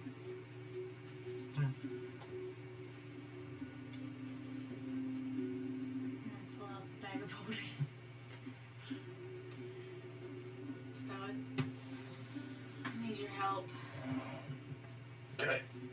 I get up, and if there are any cups on the table, I just grab one and chug it. I don't know what it is. I don't care at this point. I'm so dehydrated. Storm peed in there. Doesn't stop drinking. He just downs it. And then you guys brought food, right? And then I'm grabbing the greasiest thing, which I assume is bacon. And then shove that in my mouth. Sure. And this is a very particularly greasy bacon. Good. I've ever had. More oil, Very the better. good. You know. More gristle than anything else. Yeah, not the crispiest you've ever had. No. Kind of soggy. More oil, the Yeah. better. And then I'm gonna come over. I have to wipe it off my hands. Replace one oil fridge. Yeah. Okay.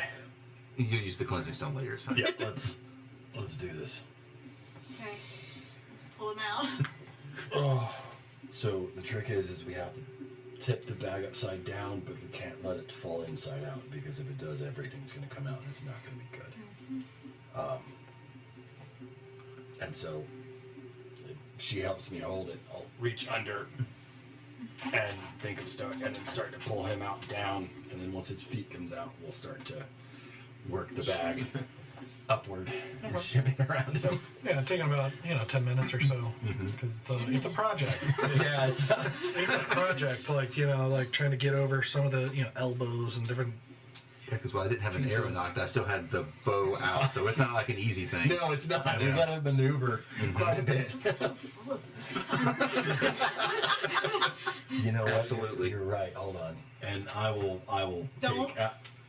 Oh, fine. I mean, don't brand the guy. Just I mean, Something to yeah, you do remember. a little. That's fine. okay. I'm gonna take out my dagger. Okay. And he's stoned, but I'm looking for what do I have as bear skin? If you chisel something, you could crack this thing. Maybe it's a bad I'm idea. just gonna scratch it. Stoic. Please don't. Aren't you curious to No. see if I scratch something into the I'm stone? not. Let's just in case. Put it away. Fine, but I take some bacon and I smear it on his face. There we go. And then I eat Break it. out. And then I eat the bacon. We continue. Pull off a little piece of bread and hand it to Storm. I just put a smiley face on his foot, and then I realized there's a boot. I was like, that's not gonna work. Yeah, because I'm pretty much covered from head to toe. All right, yeah, see, Neck I and face are pretty much the only thing that's really open right Yeah, I now. don't want to give you a face tattoo. Those are tacky. Yeah. Oh, you know what? Let me just double check something really quick. Talk amongst yourselves. All right. Well, you're the one that kind of has to do this. Just checking that I have what I need. Yeah. I see that you changed your disguise. New day, new me. Do you have diamond dust? I just saw that I crossed it out, so I gotta go buy some diamond. Okay. Is it a diamond or diamond dust? I mean, I can crush it. But we only have that one, right? The 300 gold worth diamond? Yeah, I'm Yeah. not messing with that. No. I'll go get something. Do you have some gems? Diamonds? I have gems, I don't have Well, I diamonds. don't know if there's any diamonds in it. There's No, not I just many. have assorted gems. If we did it, I would have it. Yeah, any diamonds would have been in her property. We just have some assorted gems left. How much? 100 gold worth. Go with her, please. I'm just Yeah. gonna hand you 100 gold. Yeah, I mean, making diamond dust is not an easy process. They're Oh, it's fine. diamonds. Oh. You know, so Like walnuts, you know, like walnuts. a diamond. Your mind just went there. Before the two You of only them... need a mortar and pestle harder than diamond. Yeah. You can't just use, like, your average claymore. I was like We're the gonna back buy of the diamonds sword. to crush the diamonds. Diamonds are stronger than steel! But if you The hit hardest them substance just on right. Well, at least on Earth. Yeah. But before you go to get your diamond dust, could you send one message? Okay. Can you let her know that I'm looking for her? To have our conversation, yes. Yeah. And if she can meet us here, or meet me here at least. No? Sorry, no, you guys do your thing. And I pull out my book and I want to test the theory. Okay, so what do you do? Cast sending. Two. Misa. I miss. Okay, yeah. Misa, it's Noah. We really need to talk to you.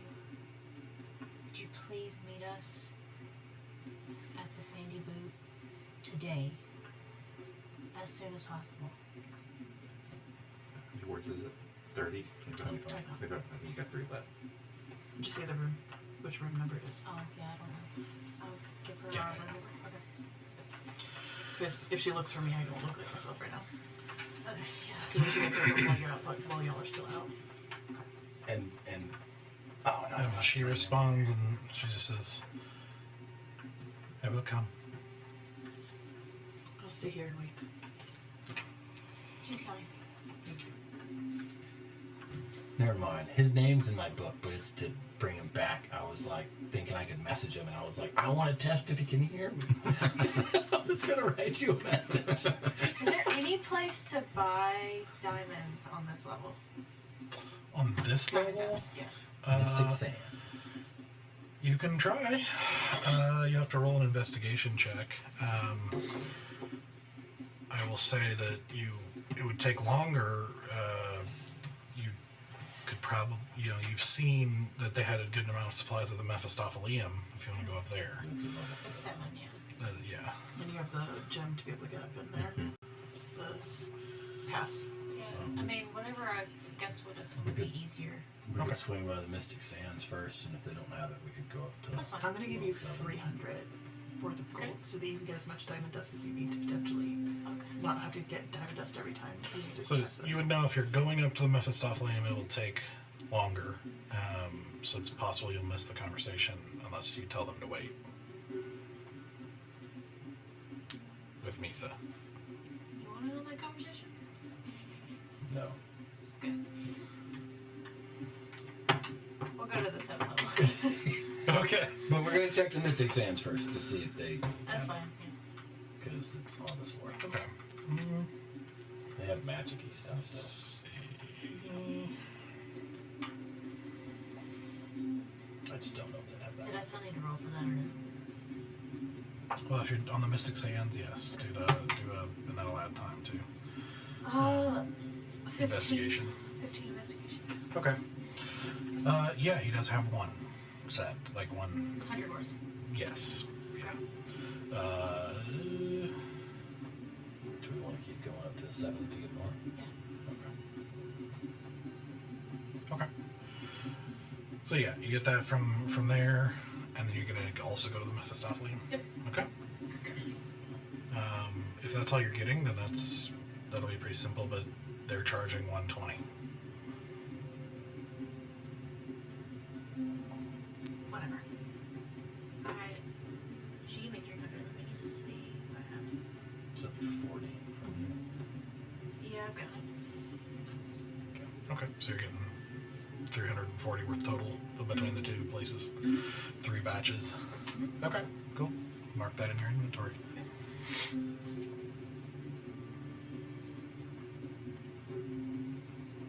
Okay. Okay. Yeah.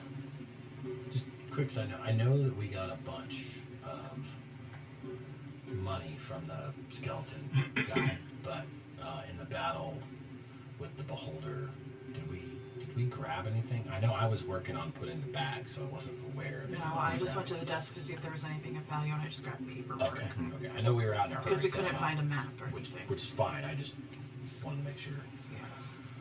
Hey. I know you're angry and I am too. But it's a new day and we gotta remember that we're on the same team here. I don't plan on yelling. I may just not offer any assistance with it because I just want no part of it. You're a part of it. I'm a part of this team, and this team's mission was to help the rebellion. And what went down yesterday, you were there. Your face is on it. Your signature might not be on it. But you guys call yourself a family. Deal's done. We gotta make it happen. It's already happened. Like, they're gonna, if you were put working, if your entire existence was to break down the people that are enslaving your country and you suddenly got asked to go work for them, how long? I know. I know. And I think Asura knows too.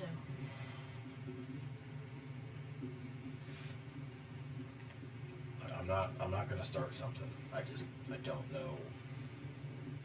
I'm not gonna contribute unless I think I can do it tactfully.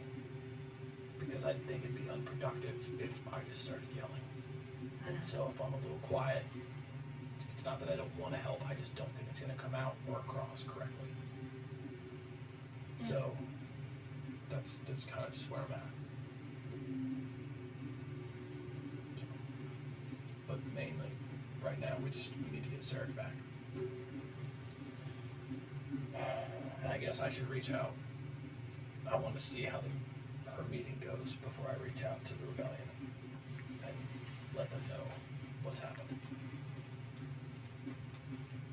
So.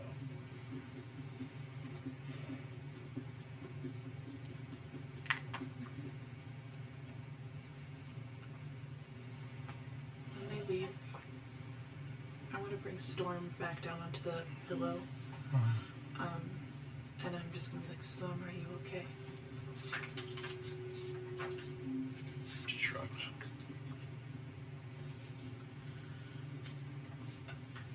I don't know how to make your pain go away, Storm. But I have walked with similar pain for terrible things that I have done. And it doesn't ever get easier. But it always gets clearer to choose to make decisions, to make things better, or at least try to. And I have made a great gamble.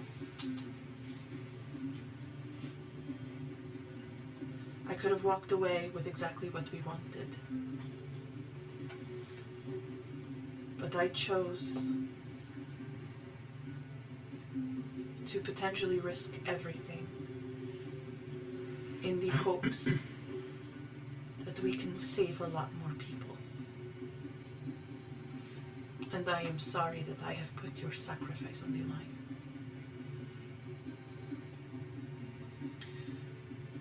But I am hopeful that more good could come of it. But I wanted to apologize to you.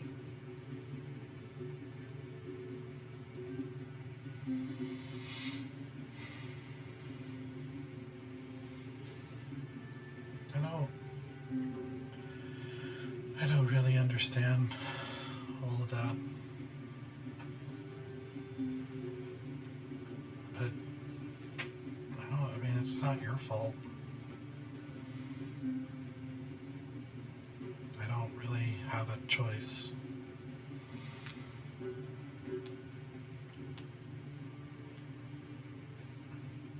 I think I want my brother.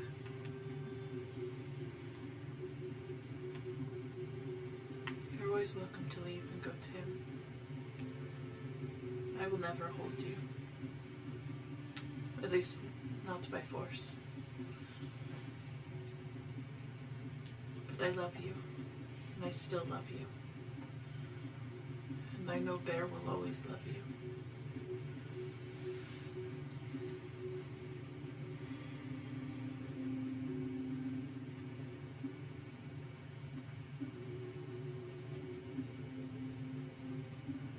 I don't know that he would after what I did. Bear loved me. Even when he learned the type of person I had been. And the decisions I had made. And how many villages have you killed? I have killed entire lives. I have destroyed futures. I have let people suffer time and again and again. It is not about the number of people. And yet he forgave me for every single one. And he loved me for every single one. Because he could see I was trying.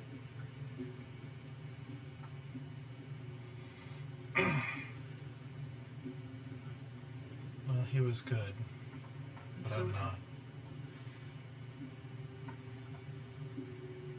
we're all not perfect. Good and bad is not really the point here. It's are we trying to be better when we fail? Do we let the failing defeat us?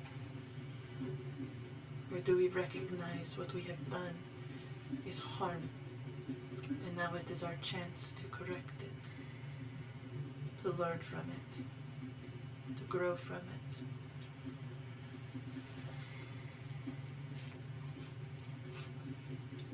You have made beautiful things in this world, and you will do so again. There are so many people who still love you and still trust you. And there is work that you will need to do. But it is worth it. And you are worth it.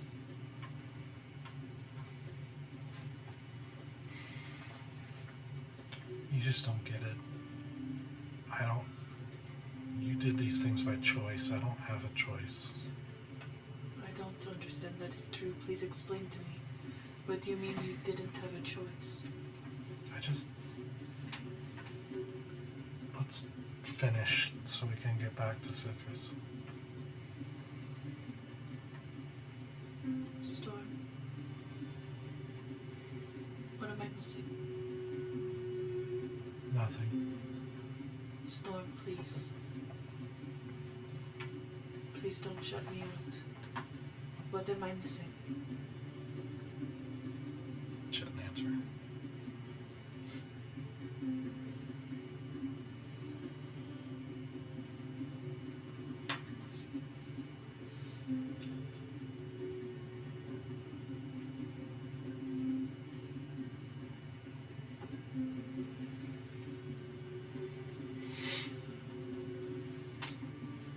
Just kind of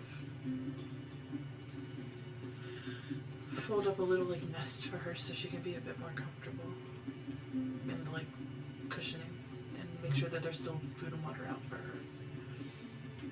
And I just sit on the end of the bed, and I just open up the bag of holding and just start going through all the documents that we have and all the papers we've grabbed about Hethra and her organization, and I just like pour through these documents while I'm waiting. Okay. The documents you took from the warehouse? Okay.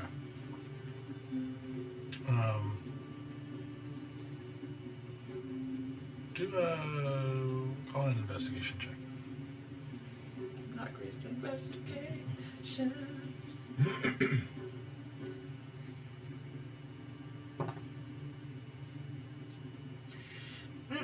Nope. That's gonna be a nope. That is going to be a 6. Okay. It's it's not a system you're not overly familiar with, logistics, paperwork, and things of that nature that you would find in this type of place, but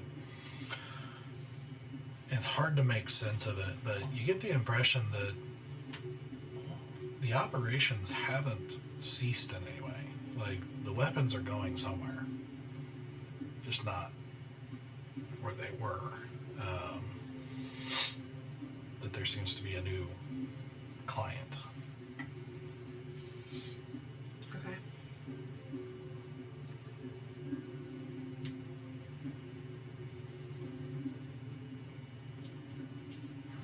But that's about what you're able to garner from that.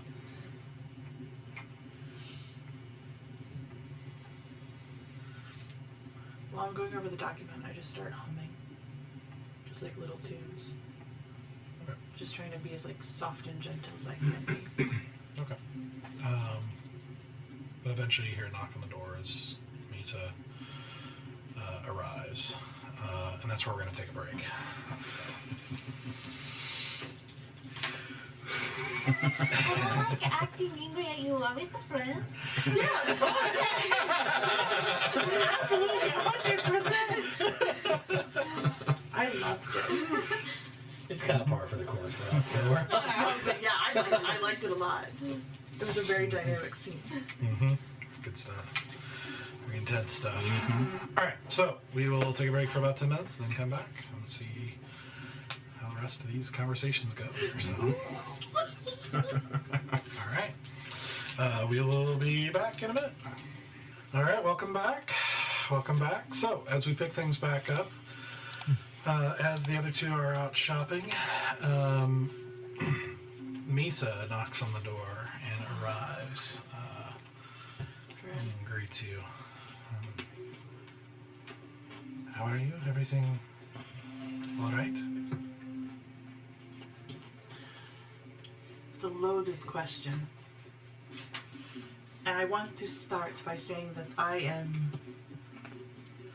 so sorry for what I'm about to ask. And I'm going to need to have a conversation with leadership, because they are going to have to make the final decision on this. And I explained to her the deal that I made, and specifically the additional 10% of the arms that I have requested, and why I have requested those 10%. Okay. Regarding, they would basically be able to skim off the top on arms in order to protect the arms trade that is leaving. Okay. But understanding that they would not be working for her in the sense of like she's not paying them, but by protecting those arms, basically she becomes kind of a bit of like an untouchable, and is so long as the arms are still effectively being traded for the greater good of the rebellion.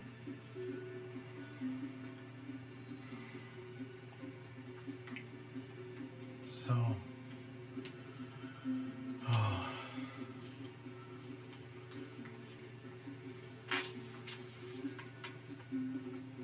Okay. So you want us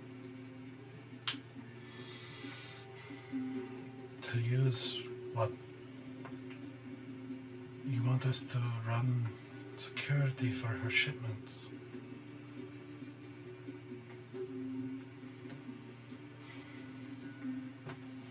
To help Lirindil. Yes. And what you skim off the top is to arm yourselves for whatever decisions you make for our people here. Because there's another piece of information that I need to tell leadership. There is something so much bigger on the horizon for all of us.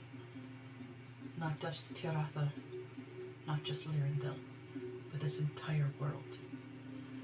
And I will not let you all be victims of circumstance to a much larger problem.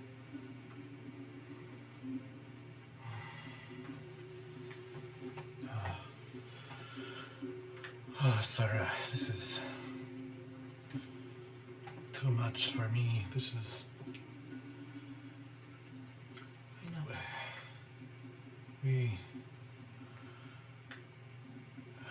We'll have to... We have to talk to the Madassa.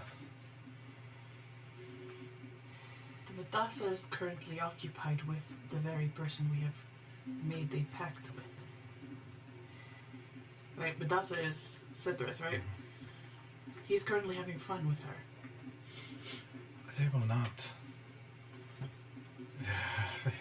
They will not make this sort of decision without him. But they're going to have to. Or... Storm, you actually hear, says, he probably won't stay with her now that you guys are done. Storm, could you let him know that then we will be meeting with him? Like, go to him now? Yes, please. Okay. Thank you. She takes off and you see her turn invisible and hear the sound of flying as he opens the door for her and she...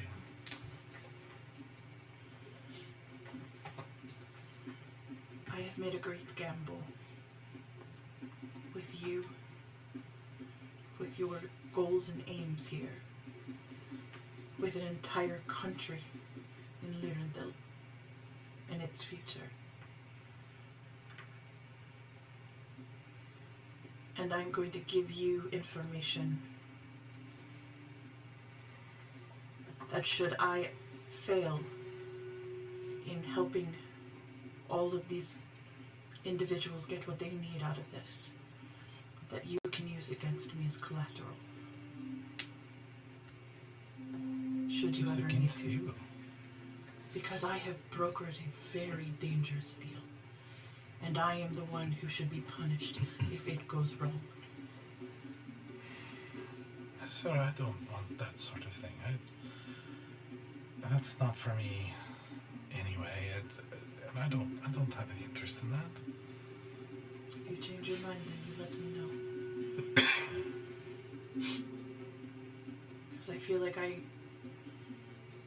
did not protect you or anyone that was under Callista's employ.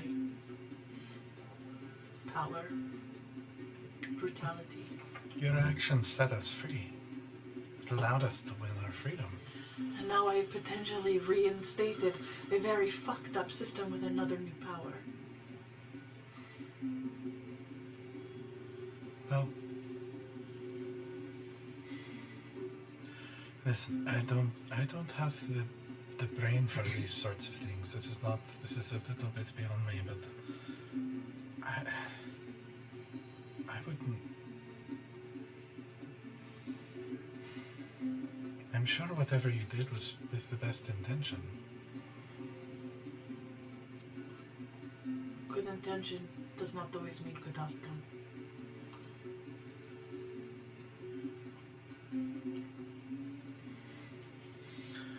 Well, like I said, we'll wait until we can talk to the Madassa.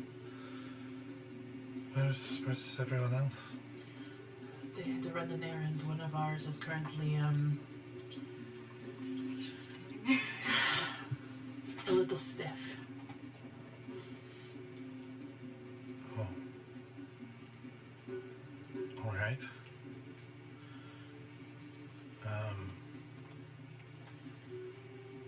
She didn't really know how to respond to that, but if there's nothing else you want to convey. Just the urgency of this conversation. Okay. So you wait for them to return, and you guys come back to find Misa there, Storm gone.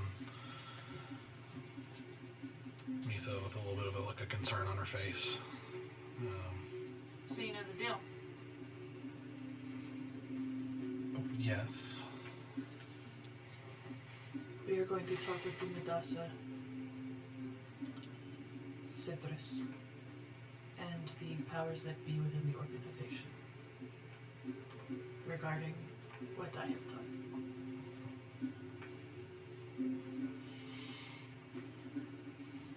Before a decision is reached.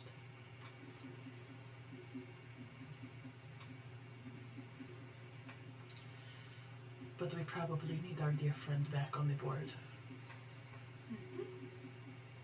I hope the money was enough. It was, thank you.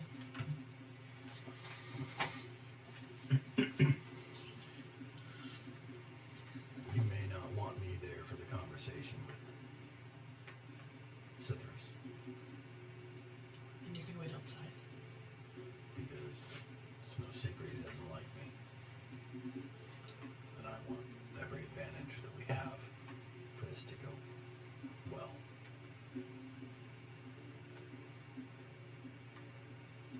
I wish I knew how to fix that.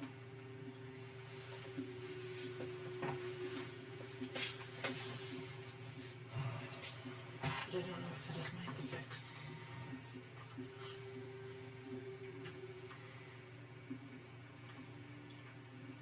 Do you need any help set up for your spell? No, as y'all are talking, she's already kind of getting in the zone. And yeah, she's just gonna go up to Sarek and grab his like upper arm and cast Greater Restoration on him. I'll have food and water in hand. Okay. He's probably be thirsty and hungry when he comes out of being a stone. Okay. So, you take a moment and perform the ritual.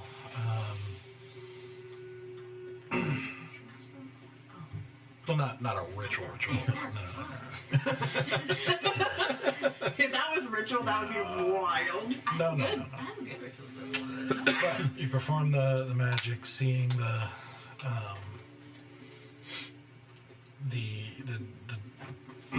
diamond dust kind of in your hand suddenly gets cold and sort of like you see it sort of frost over and then sort of blow out of your hand like snow. And you see, you all suddenly feel like this stuffy, hot room suddenly get cold. And you see Misa kind of shiver and like, looking kind of alarmed at this display as you see the snowflakes then swirl around Sarek's form and then just kind of slowly coming gently to rest on the form of the statue. And then you see cracks starting to appear slowly but surely with this kind of faint crackling sound. And then almost all at once, the whole thing just sort of crumbles and falls off of him and then dissipates into nothing. Just shatter into As pieces. you Stunned. Oh god. suddenly go from fighting a beholder to a moment of disorientation back in the inn room. Luckily, I didn't have an arrow. I had fired a shot right before I got petrified. So, Where's it? okay. It's over. Did we win? Yeah. Food walk there? I'm guessing. Sure. We didn't really do much. I still feel a little off. I'm guessing I still have whatever curse thing I had before. Like, that hasn't gone away. The zombie thing? Yeah, where I got, You couldn't regain hit points? yeah. I'm assuming that's still there. That is a good question. Or did Greater Restoration also remove that? I'm kind of curious if it removes Well- all afflictions. Pretty sure I was gonna use Greater Restoration for that, and then that happened. I was like, okay. Just double up. Sure, why not? Well, I'm pretty sure Greater Restoration's only one effect. That's what I kind Yeah, of I thought. think so. So you don't have to I did ask about like if I knew how to fix the first thing. Mhm. For some reason, I thought I had like come to the conclusion that it was like lesser. I don't know. I can't remember. spy play a rogue. Yeah, just drink my water, I guess. I don't know what flavored coffee. I don't know what's made of that. I feel like you failed that roll, didn't you? On knowing I don't remember at all. how to do it. You can try, but you do feel Mhm. it's still on you. I'm still eating and drinking what I've got. Well, how do you feel? Not petrified. I mean, I still feel It's like just something's run down. Yeah, just Okay. kind of. I wasn't sure if that food and water would help with that, Is but there anything that we can help you to figure out what is wrong with you?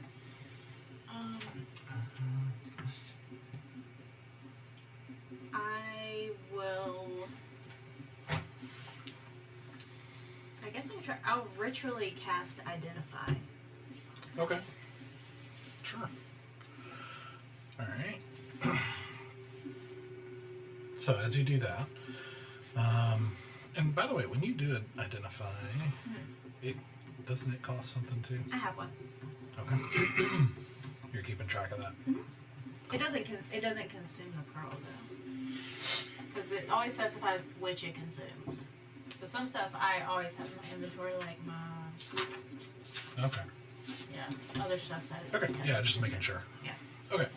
So as you do that, quickly, it is a curse. And it is a curse that doesn't seem to be going away unless removed.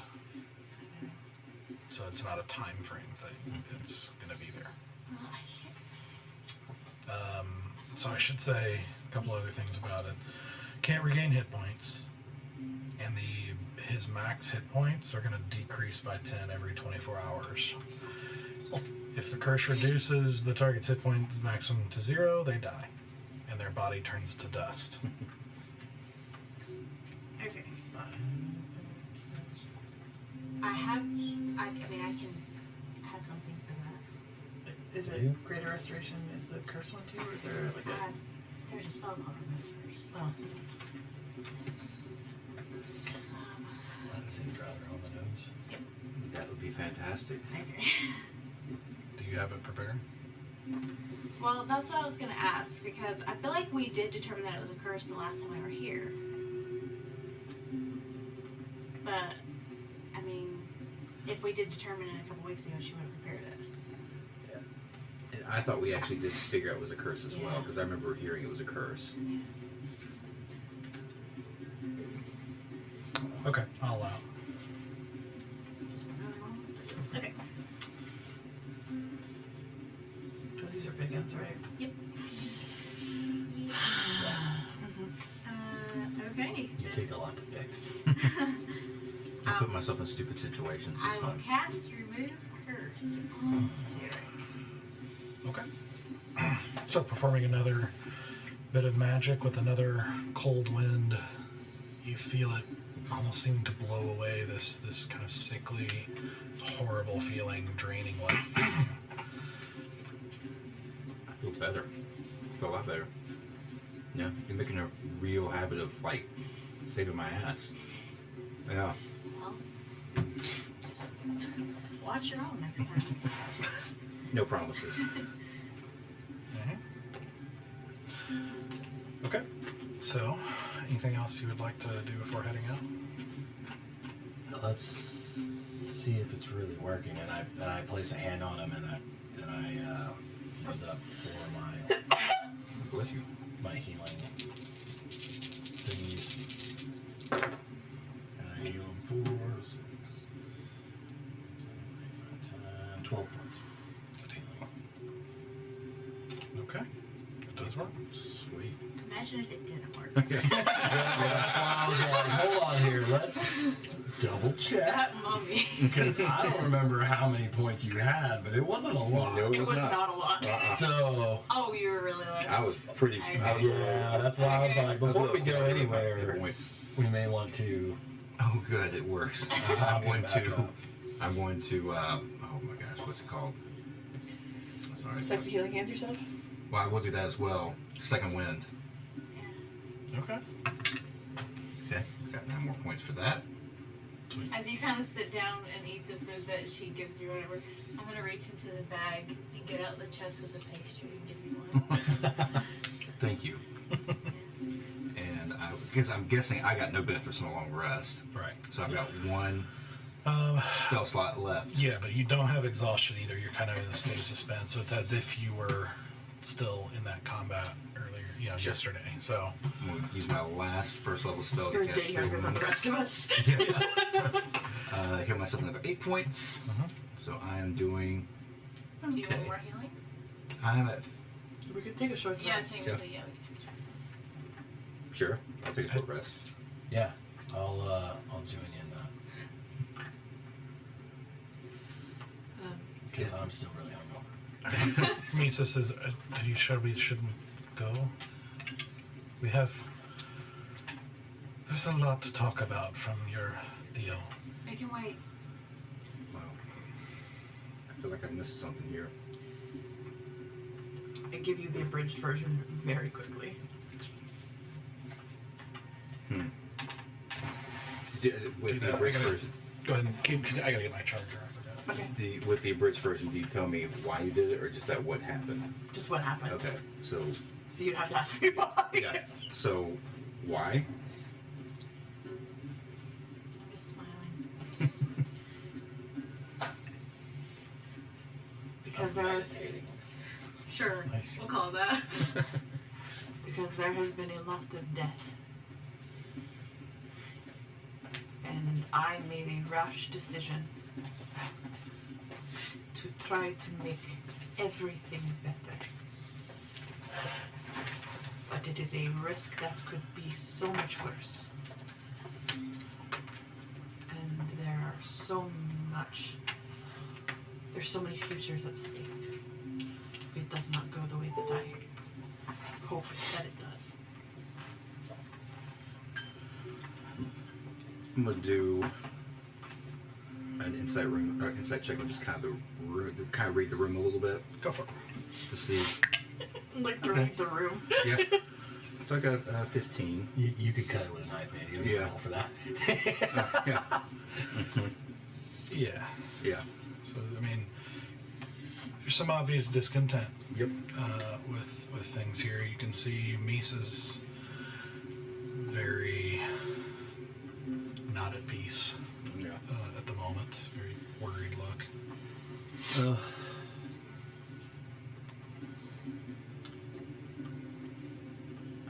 That really seems like the kind of idea that gives a bad idea confidence in itself.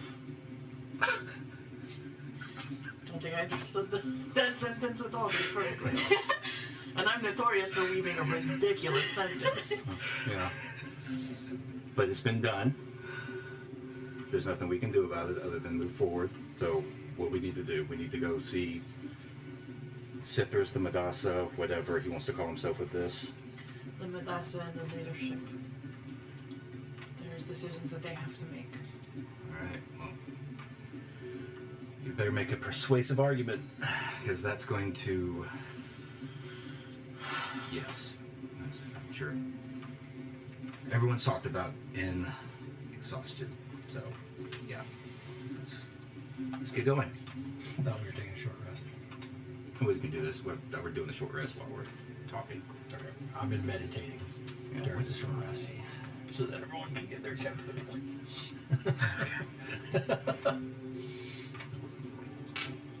Okay. So after delaying, yeah. While everybody's short resting, I want to cast Read Thoughts on Sarek. Yes. In like during the reaction to the. Yeah. Okay. Well, go ahead and make a wisdom saving throw. Alright. This is 7. Yeah, not. What are your service thoughts? Mm-hmm. I mean, he's not happy about it. But I think there's this.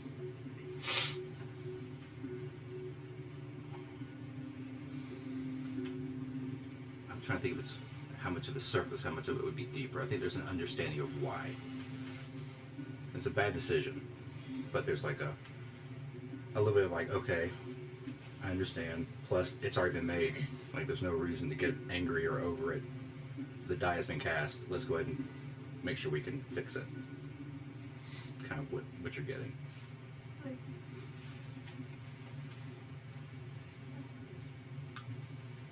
Okay.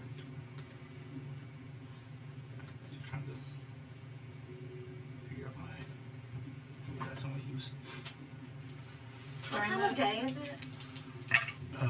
Like early? Yeah, it's still morning. Yeah.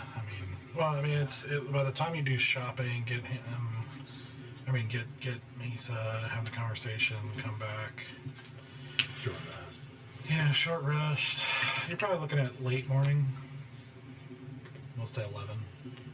During the short rest, I'm going to take off the magic of the diadem, and I'm going to start working on my makeup to be the merchant, because that's the ID that I Yeah, have. the orange. Yeah, even though I'm pretty sure she could walk me through without the ID, just in case I need to use the ID, I'll be back to the Which one orange is tiefling. Cassandra? I literally wrote down Asura is Cassandra. I think that was one of the that was when I was in one of the diadem. Like I just had to have it impulse. Okay. Which one of your personalities are we talking to? It's really hard. No, I basically have like Mavis Brevis, is that who we are now? Yeah, Mathea Brevis is the merchant. Mavis. Mathea Brevis. Isn't that Messias? I'm pretty sure it's Mavis. No, Mavis was the junior auditor. Mathea Brevis is the orange tiefling. I thought it was Messias because Minth was like your other Messias. character. Minth was the green. Okay, this is the worst. Here, I will pull up my OneNote with all of the characters, their descriptions, and Tell their me who you are names. right now. Hold on, let me bring. Messias Brevis. I literally even have Yeah, the pronunciation. that's right. Okay, That's Messias Brevis. right. Is what I have in my notes for your character. The T merchant. Yeah. I even have the pronunciation written out because I clarified with you. You are correct. Because Messias. I'm putting Minth and Messias That's in what my I'm head. saying. Like, no. Messias That's my Brevis other is the character. orange tiefling. Yeah. Also, just while I'm blowing spells, I'm gonna sit down. Marva Gland was the junior auditor. No more M names. I love that name. That's so fun. I'm gonna sit down and kind of take a moment while everybody's short resting and eat just a little bit. I'm gonna cast non-detection on myself. Okay. Oh, Marva Gland. It's the greatest name I've ever come up with. She's guessing before, like, you can't find me. You can't see me.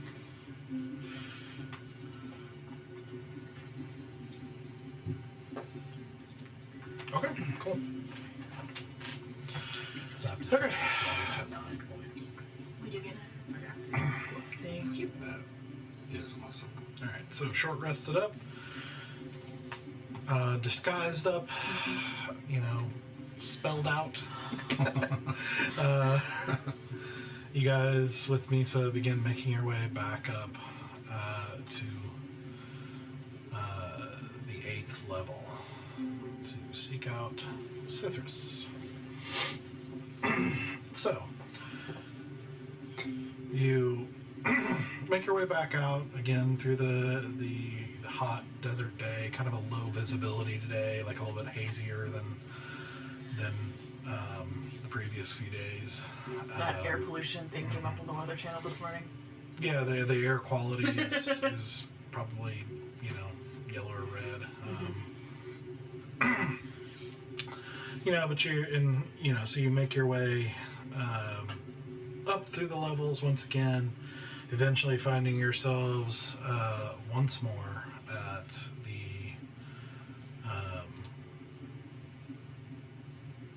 the Glazed Lily of Golden Dreams. And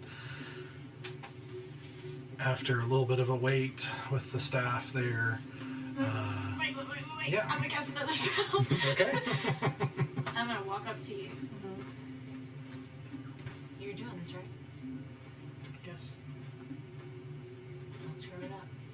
And I'm gonna touch you. And I'm gonna cast Enhance Ability on you. Oh, okay. And I'm gonna give you Eagle's Splendor. You have advantage on all charisma checks.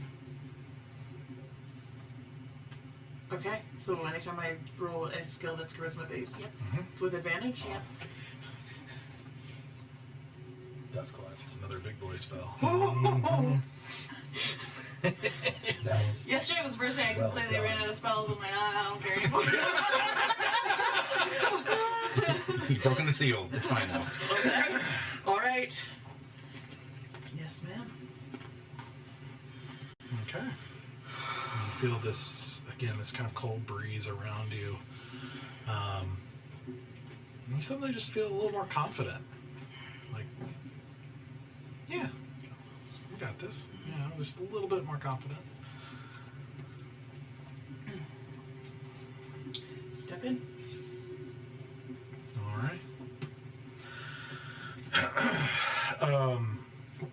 So you are escorted, kind of around to not to the same room you were before, but actually out onto yet another balcony area of yet another kind of garden, type situation. still stayed in the bar. Okay. And eventually, you're led into this kind of open area, this garden balcony area where you can see, there's a little bar area attended by a servant not far, a little ways, against the wall, and you can see there's, some of the kind of carved picnic table, type places throughout out there. And you actually see another kind of full couch that's been kind of brought out, into one of these areas in front of a pond with various colored kind of exotic fish that you're not familiar with, kind of swimming around in it. And you see Cithra's just kind of like sprawled out across this couch, eating some fruit that's kind of in a bowl in a variety in front of him. His head kind of lolls to the side, and he's like, "Oh, you've returned." Yes. Well, how did we do? Well, I know how I did. You were impeccable. Well, yes. We have potentially some great news. However, I have taken a great risk personally with the entire operation, and I must both humbly apologize. Wait. Where's Stoic Songsteel? At the bar. Downstairs. You. Like he directs the servant to go fetch Stoic. Are the other members of the breakers here, like the No, important people? just him. Where are the... Cool. I need to talk to them too. He speaks for them. Have a fruit or something. Thank you, but I'm full at the moment. I grab whatever fruits on the table. Yes, it's... Should I continue my conversation or should we wait for Stoic? Well, first things first. Yes. And he goes back to eating fruit. And so the servant comes and fetches you. Uh-huh. And he, as soon as you walk in, he like hops up off the bench and is like, Stoic Steel. Hello, hello, hello. And he like he like pats your cheeks a few times and he's like, I have waited so long for this moment. Greetings. You know I have to do this, right? Yeah, I'm sure. Mm-hmm. Mm-hmm. You know, I have thought long and hard about what I was going to use for our bargain now that our bargain is complete. And, well, I thought about making you uglier, but I mean, really, your face already looks like it was once on fire and someone put it out with a fork. You know, I mean, really, if you were more inbred, you'd be a sandwich. I mean, really, there are so many trees out there tirelessly producing air for you to breathe, and you owe all of them an apology. It's like your mind is a vortex of stupid ideas, and occasionally two of them collide and you speak. Anyway, what was I saying? You were about to tell me what you came up with. Yes. What I've concluded, what I've come up with is, what I want is for you to just, like, you just do things, you know? You don't really, like, think about things you should think about. And it's not really there's a certain style that you know, a certain lifestyle to do that well, and you're just not you. So what I want you to do is just slow down and think about how you treat the people who have been nothing but kind and helpful and generous towards you. And he just kind of gives you like this sagely look as he like He touches me. yeah, as he just kind of pats you on the shoulder and he's like, that's all. Yeah. All things square. Well, that's sort of a boring shape, isn't it? I mean, I've always thought so. Maybe all things rhombus. Yeah, that sounds better. How does that sound, Stoic? I will do my best. Well, I won't expect much from that. Do I feel any different? Not at the moment. They call you Stoink. Yeah. He did. He might have forgiven me. He stopped using my name, but still. Okay. So, We'll find out soon. now, what is it you like? I don't know. You were talking about something. Yes, I was hoping that the leadership of the Breakers would also be here. I know that you are the most supreme leader, but I was hoping that the other leadership would be here as well to hear. Oh well, I can tell them whatever they need to know. Great. And I just very like just word vomit the entire thing while he was in the other room, like what the whole conversation, the decisions that were made, Okay. what I signed. Okay. There are several times where, you know, you get a variety of reactions of like interest or intrigue with like,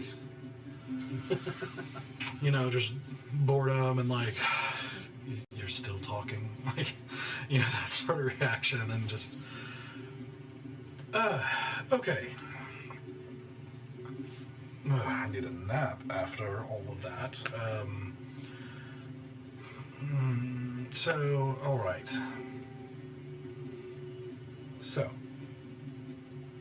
you've made a deal with one of the more powerful people in this city in order for this organization, who wishes basically to overthrow that power, to now work for that power, who can almost certainly be trusted to not hand over that organization, which is the most wanted organization in Tiratha, to other powers. You're Yes, you've however- connected. Is this correct? Yes, however, I have never given name. And you want us to have like work a job? Like to be guards for her? It's not for her, it is for the rebellion, but in doing so, it is guaranteed. Oh, right, to help a bunch of people I don't care about. Yes, I forgot about that part. Right, so But they are just getting a as... job to help someone horrible in order to benefit somebody I don't care about. Is that about right? If you don't care about them, then yes. I don't even know who they... I don't... Rebellion? I don't really know what you're talking about, or I don't care about it. But I know that you like to cause a little bit of chaos. I do. I don't care what anybody else does. Well, They're they are... off somewhere else. You know, what do I care about them? Well, if you ever wanted to visit them, you could see the chaos they wrought too. If I felt like it. Sure, if you felt like it. I just wanted to help. But not if I have to work a job. You don't have to work the job. You can Well, yeah, continue doing... let's be honest, that's probably not going to happen. Yes, but I wanted to provide the rest of the breakers something should, for whatever reason, you find that there is something significantly more important that you need to focus your energies on. That they could still have something for themselves. And you wouldn't have to worry about them. Because I know that you deeply care. And I know that you like chaos, but you also like to help in that chaos. You helped us when we didn't deserve it. And they Well, certainly... that part is true. And these people certainly do deserve it. Sure. Yes. Totally care about... You know, Storm seems to care quite a bit. You care about her, right?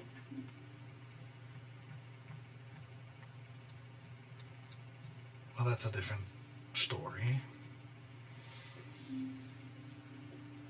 But it is relevant in this conversation. How so? She's been with us, fighting this fight with us, making this happen. Granted, she didn't make the deal. Asura did. That she cares. So your point is that you brought her into a situation in which she...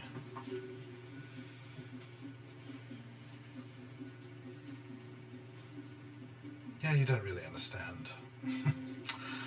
Let's just say it's horrible for her, and you brought her into that situation, and now what you're telling me is that, well, everything stands on a knife's edge as to whether any of that even meant anything or not. Yes. I took a risk. Excellent. I took such a risk. And I will be the one that gets punished if it goes wrong. I have risked everything on a hunch. And it is my burden to bear. So please, if there is anyone that you would want to despise for all the pain that she has gone through, please direct it towards me.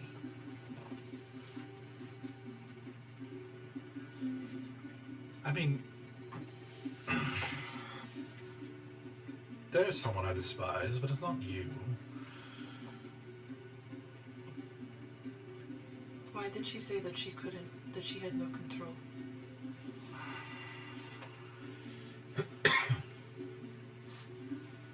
You actually hear Storm's voice coming from like, basically like a pocket inside his robes.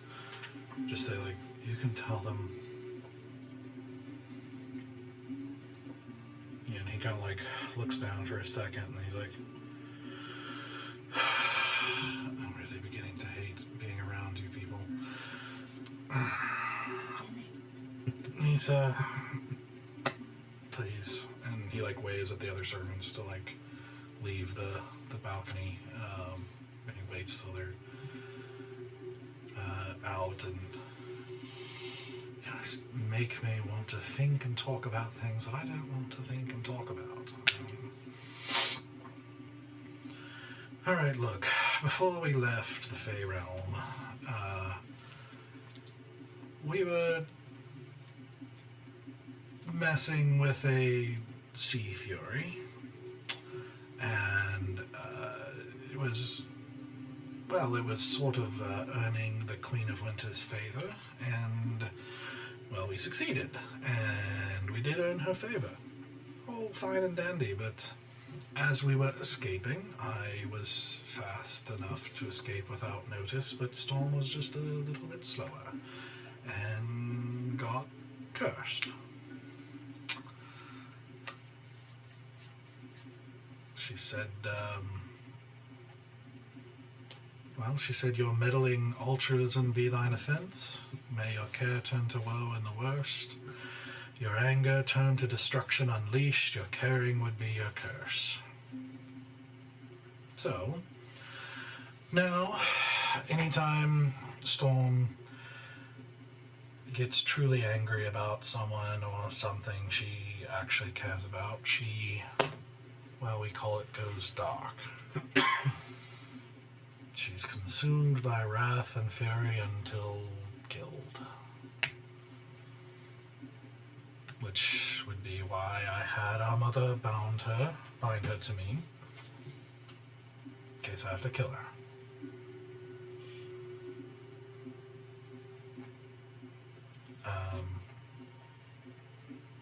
The Sea Fury was quite angry about this really rather innocent creature being taken from her, and,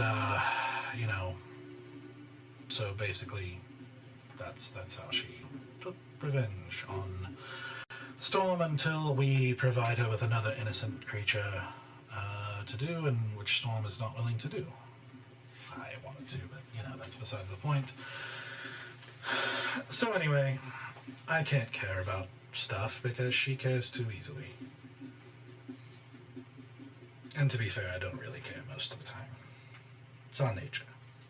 But then again, you lot have a really nasty habit of messing with that nature. Luckily, you balanced it out a little bit with a lot of nastiness, and, aha, you fool, we'll show you why you shouldn't care anyway at the end of our last interaction.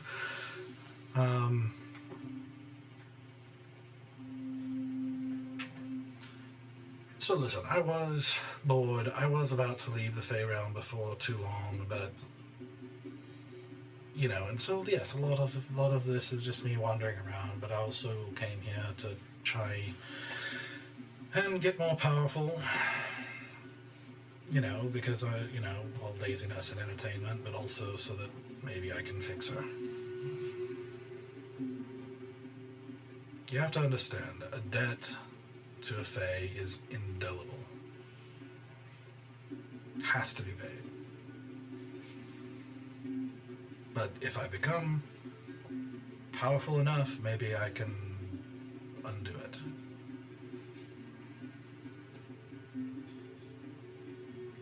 The only way is to give up some innocent person. Yeah, to replace what was stolen.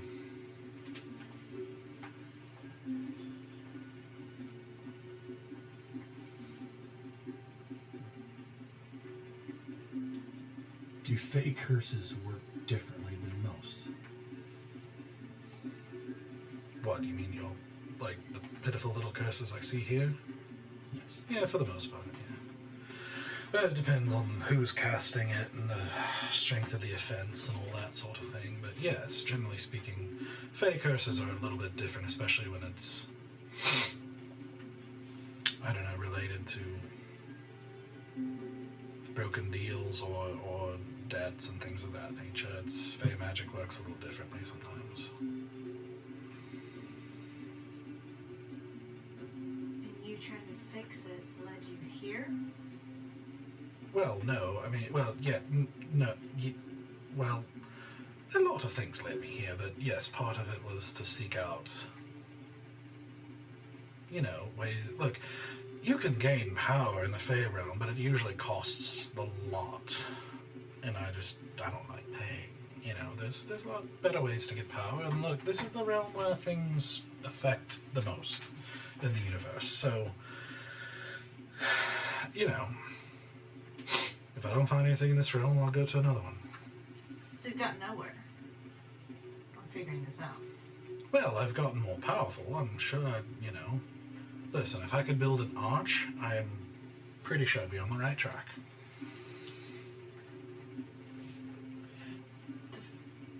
The realms don't have that much time left.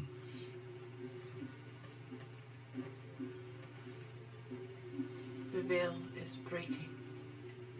Every day it gets thinner. Until soon there is not going to be a divide between any. Veil? The membrane that's, I don't know, whatever the fuck this thing is called, that puts these realms in different places. The Fey realm to the material realm to the... Realms, planes, they have brains? Well, that explains a lot. What I am saying is, as you continue to search for power, the distance between these places gets less and less. And fortunately, there may come a point where these realms do not separate anymore. So all of your seeking of power may be for naught if there is no separation anymore. Sounds like it might save me time. It's like bringing it all to me instead of having to go there. Sort of like the sound of that. It doesn't swallow you whole. I don't think it works that way. Swallow me. Well, I guess if it has a brain, it probably has a mouth. How does one fight a realm? You make sure that the walls are secure. That sounds about as boring a way to fight as possible. Not all fighting is interesting. Well, I try to avoid the ones that aren't. That's much as why we are possible. here, so that we deal with the boring ones. Oh, well, great. You're all over it. Glad we had this conversation.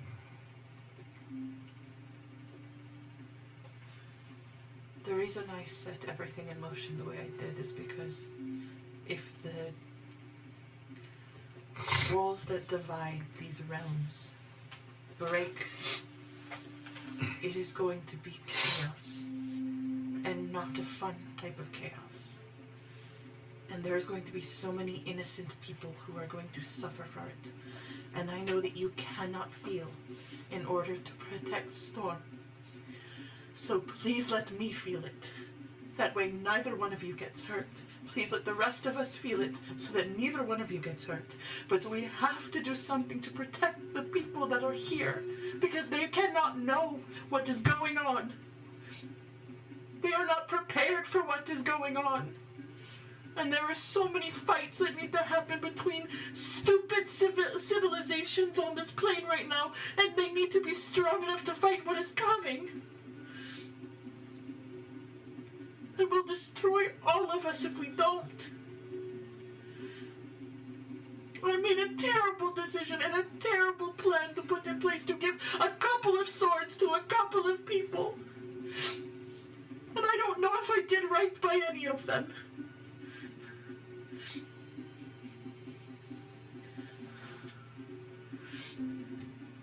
But I had to try.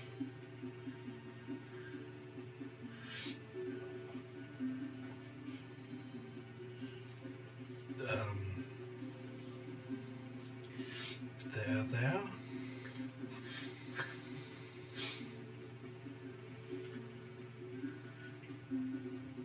Do you need a drink?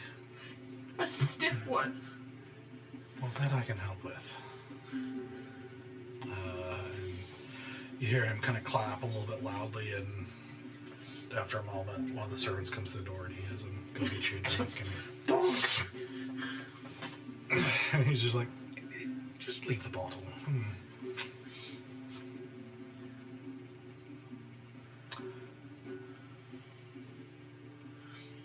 Alright. And so these so these weapons are supposed to help protect or fight these planes or build walls or what is it you want? I mean, look, as far as the deal you made, I mean, I don't really care about that. Like, sounds like everything will go wonderful or terrible, and that's about the only way I live, so... Because you have influence. So much influence. And I need you to understand.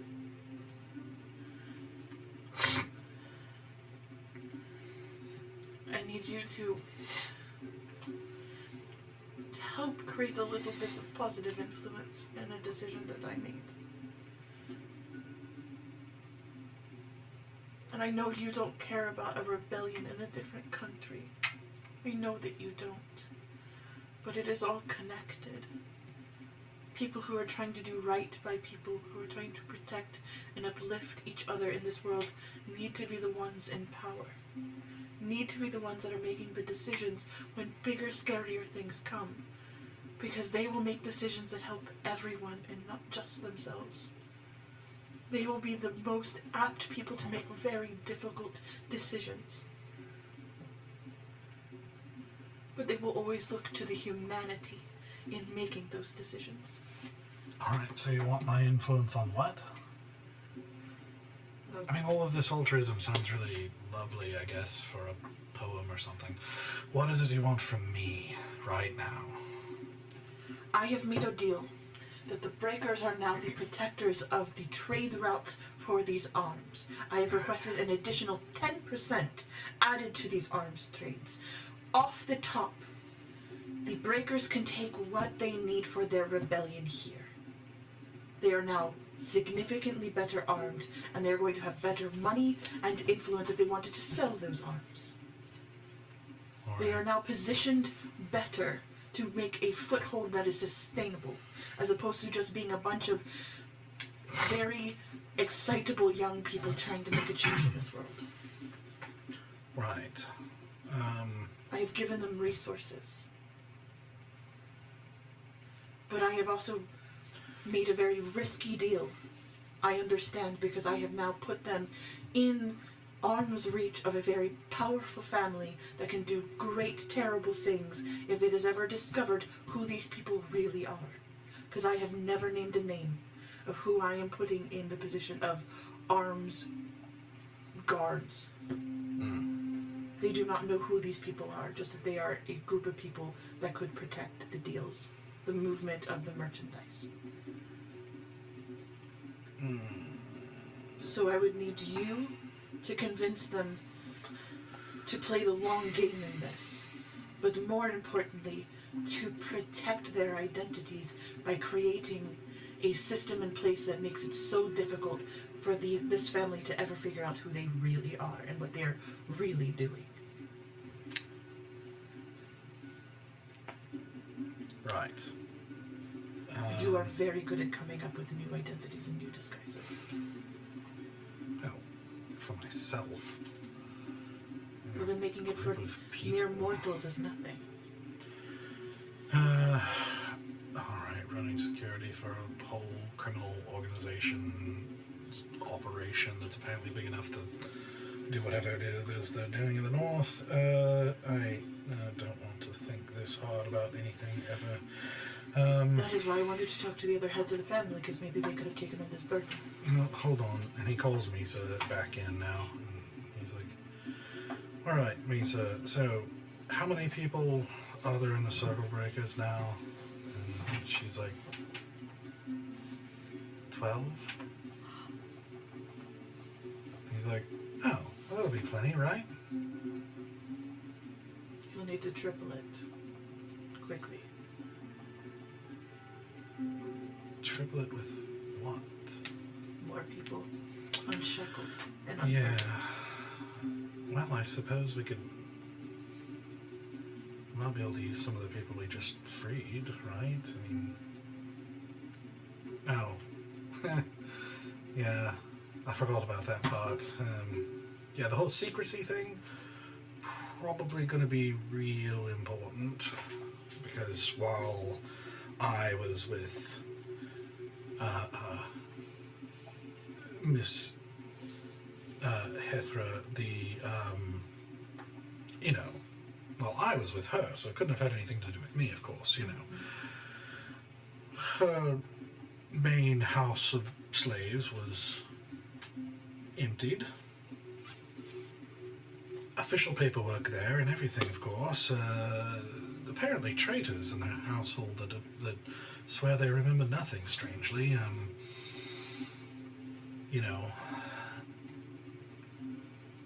So probably don't want her to know about this group that everyone in the city wants to know about. I mean, I had to have some fun last night as well. Come on. I'm not mad at it. It just makes the whole thing significantly more sticky. This is why I try to avoid, sticky situations. At least for long. But hey, if it all goes, wrong, we just move on. You can. Yeah, that's what I said. They cannot. Well, yeah, probably. They'll probably all be dead. And that is why I gave them weapons. Well, that'll do a lot of good dead. But would you be willing to do it? To help them establish a way in which it becomes very difficult for them to get found out. Obviously, the former employees, slaves of the household, would not be able to be faced within the neighborhood, but they can help get the shipments out to the ships. And more importantly, they know that household, inside and out. So if the day ever comes when the rebellion has cleared in Lirindil and everything is right on that side, then it doesn't matter if any more shipments are coming. Now, they can turn their attention back to the household and cause havoc there. And they will know all the ins and outs of that place, because they will already know the people who work there.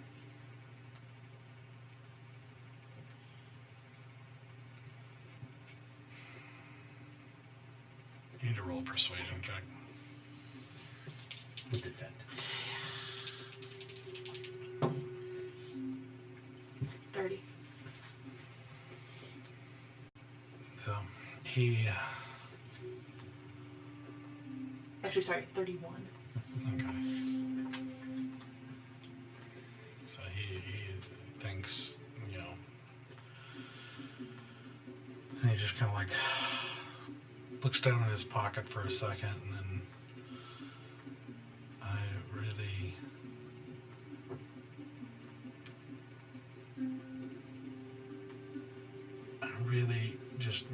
don't want to be around you guys anymore.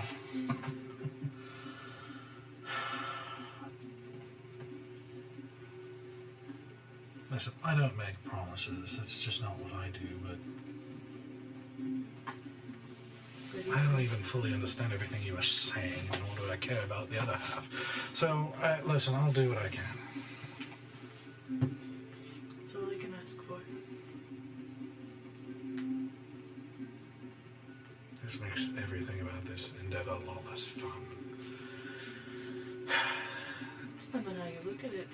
You're not creating a layer of havoc that is truly insane, because now you are convincing a lot of people about a lot of different things all at the same time. It is deception and deceit and chicanery on top of deception and deceit. Yeah, but You get to laugh at everyone in the process. he does a little gesture real quick at his chest, and then he says, "But if she starts to care about these people, Do you understand what that could do? Because this place is horrible. You realize she might kill everybody that you're trying to rescue. So let me say this. If she starts to care too much, we're out. I understand. But hopefully what will have been created is a system that they can continue working without you. They just need the seeds planted. Well, if they want, whatever they do after me, I don't know. That's up to them. But they care very much for your thoughts and your guidance. And so what you get to do is set the foundation for them. So when they are ready, so then when you need to leave, because she is starting to care too much, they are not lost without you.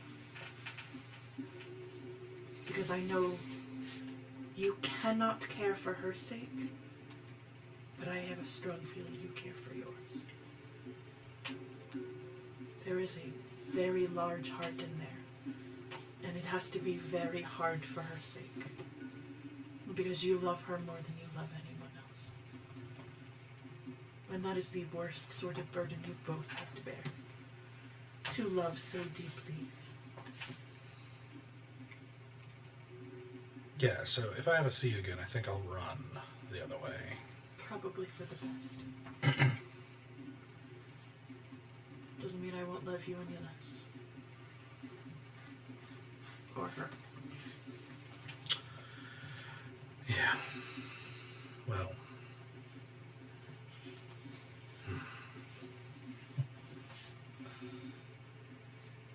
This is all your fault. Actually, for the first time, it's not. Do you think I care about what actually happened? It's your fault. Fair enough. Fine. Alright. And he says to me, he's like, just let him know I'll come talk to them soon, yeah.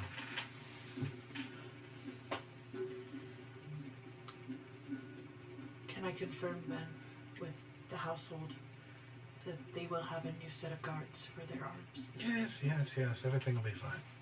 Thank you. Thank you.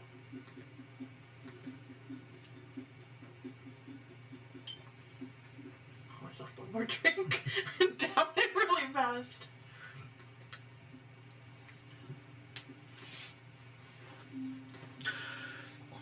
Also, that man is a fake.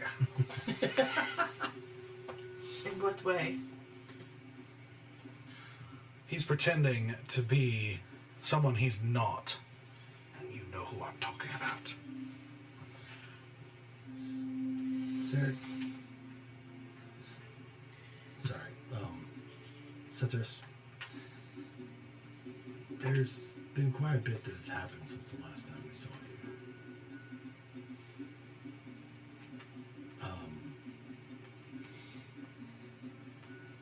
That man is not Valen. That's what I just said. Yes. His name is Sarah. You listen about as good as you look. Valen is no longer with the party. He's still alive, but he's out on his own right now. We've been actually Well, searching. I don't for him. blame him. Yes. But on this short journey, and the reasons why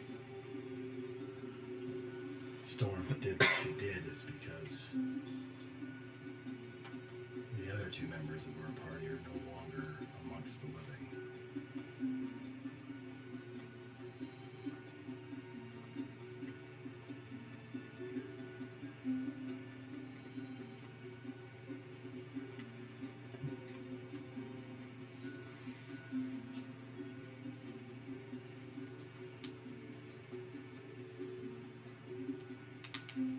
I see.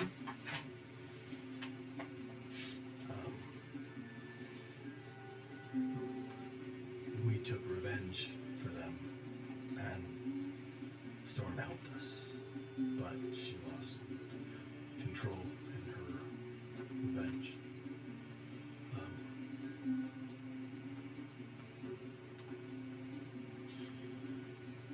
Yeah, it was not easy for any of us.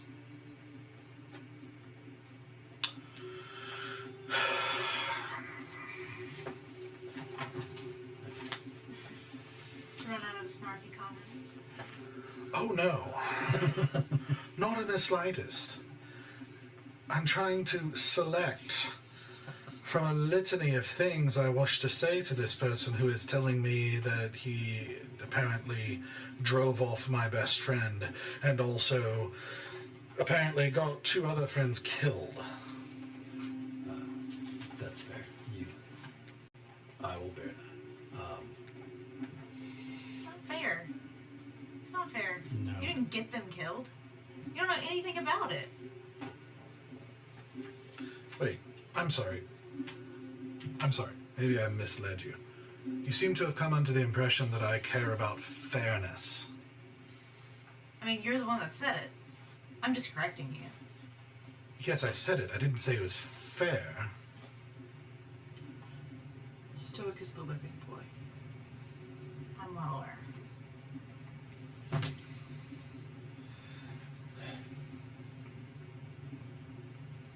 Part of what we're trying to do and what she's trying to do is to make their sacrifice mean something. And so I know you don't like commitments and promises Or sacrifice. or sacrifice, but and I know you don't give a damn about how I feel or what I think. But this is really important to her. No, that's completely untrue.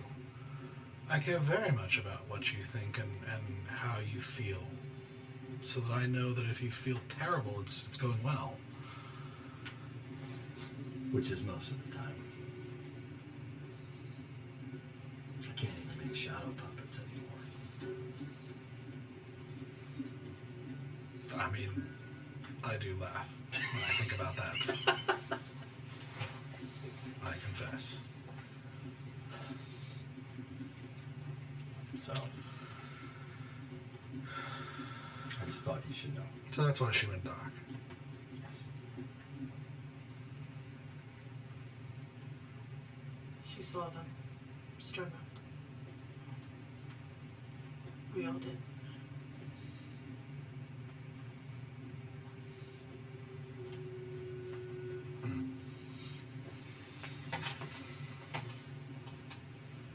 I don't know if it helps, but I did try to shield her.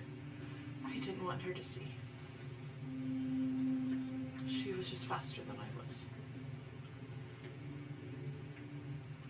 Did you get it? The seeing wasn't the problem, it was the caring in the first place. I cannot stop a creature from caring. Not one as beautiful as her. Don't I know it?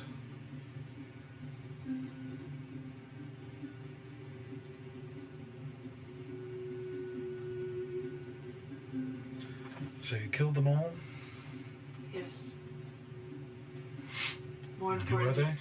Pardon? Who were they? The paladins. Divine, yeah. More importantly, their leader. That maiden Allison. Yeah, we made sure she was gone. The one in charge. And what did she have to do with anything? I have no idea. She just. I mean, this paladin order. Oh, I don't know. I don't know anything about them. They were just the bodies. They weren't involved in any of this at all? Involved in what? The weapons None stuff. of this? They were kind of guarding the shipments. Or the warehouse. They were the former guards of the shipments. They worked for the one that you want us to work for. It's a long form of vengeance. I don't think you understand what vengeance is. I understand what my Every moment of this conversation just gets worse. Well, you've already agreed to help us. Now you have additional context.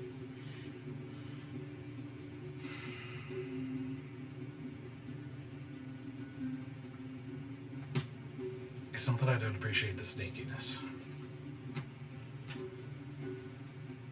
I even tried to put the claws in like you do. I was trying to learn from you. Yeah, but not on me. Well, I'm sorry I put it on you. I didn't really... I am not that smart.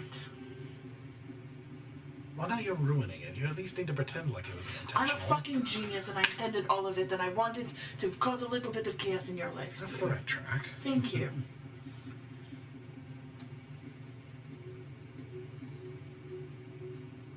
Like I said, if I see you again running, opposite direction. I look forward to seeing your behind jiggle in the wind.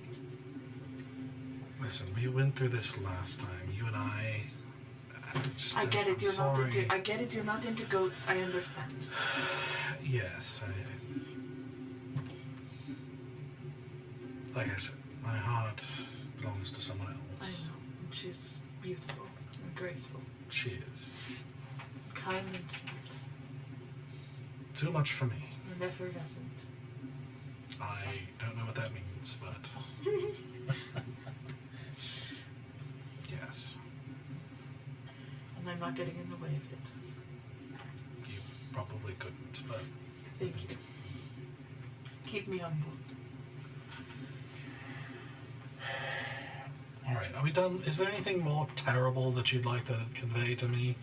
More horrible situations you want to add? More like layers of awful that you would like to add to this situation that you, this place, this horrible, stinking, fetid hole that you've dug for us? No, I that's... very much want to be done with this conversation. Yeah. But I'm happy that I was able to create that hole for you. Yeah. Yeah. My token of esteem.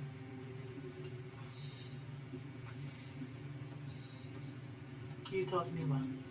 Uh-huh. Listen, I need to go nurse a very large headache that has suddenly appeared, seemingly out of nowhere. You're welcome. And then apparently I have work I have to do. Thank you. Yeah. No, thank you.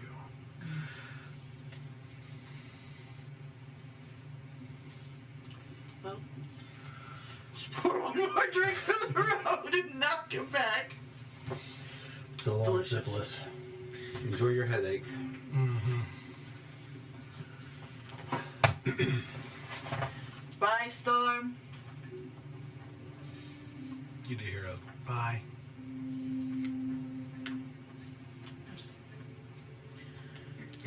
I grab you by the arm, so then just kind of hit you by the arm. Mostly because I'm starting to feel a little dizzy.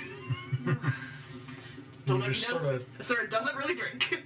The last thing you see is just him sort of slumping back into this couch, like with his eyes sort of rolled up, like a picture of misery. Honestly, screw that guy. No, we can't, because she just put the entire fate of the rebellion in his fucking hands. And he's gonna help. He's going to try to. Both rebellions. Is he? Yes. He's going Just to. anything he says? Yeah, exactly. We're trusting in chaos. He just sticks to obligations so fucking well. He has never failed to do exactly what he has said he would do.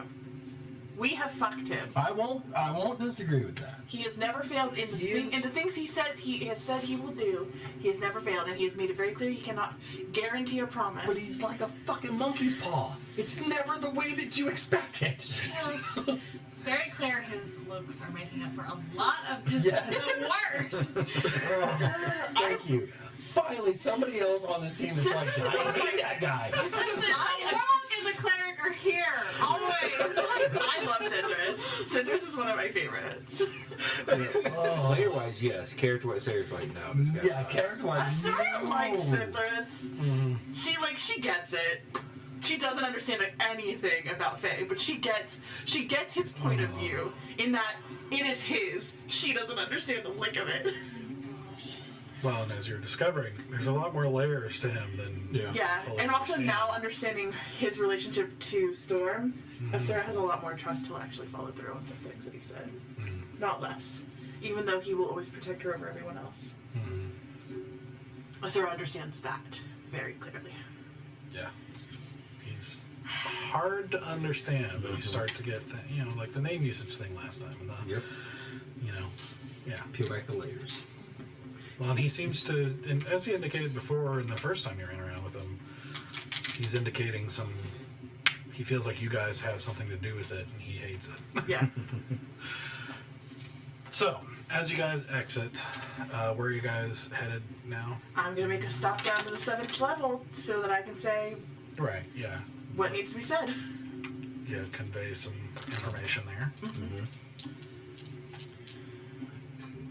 Back to the hotel, I guess, or back to the inn. I mean, Now we just have to make sure that the arms start to travel. Once we can guarantee that we see the first shipment making its way out, we can get ourselves prepped and ready to head back. propose we do that? Well, the shipments have to start going out. We now know the The people secret shipments? Yes. Maybe we can travel with the Smuggled first one. goods? Yes. Now that I like. Yeah, travel with the We would first one. have, Yes. we would have to talk to Just sorry. Be part of Jeeves. this. We'd have to talk to Jeeves and work it out. Be part of the That's smuggle. Jeeves. That's that guy's name. He is now officially Jeeves. What, Jessar? Yeah. Yeah.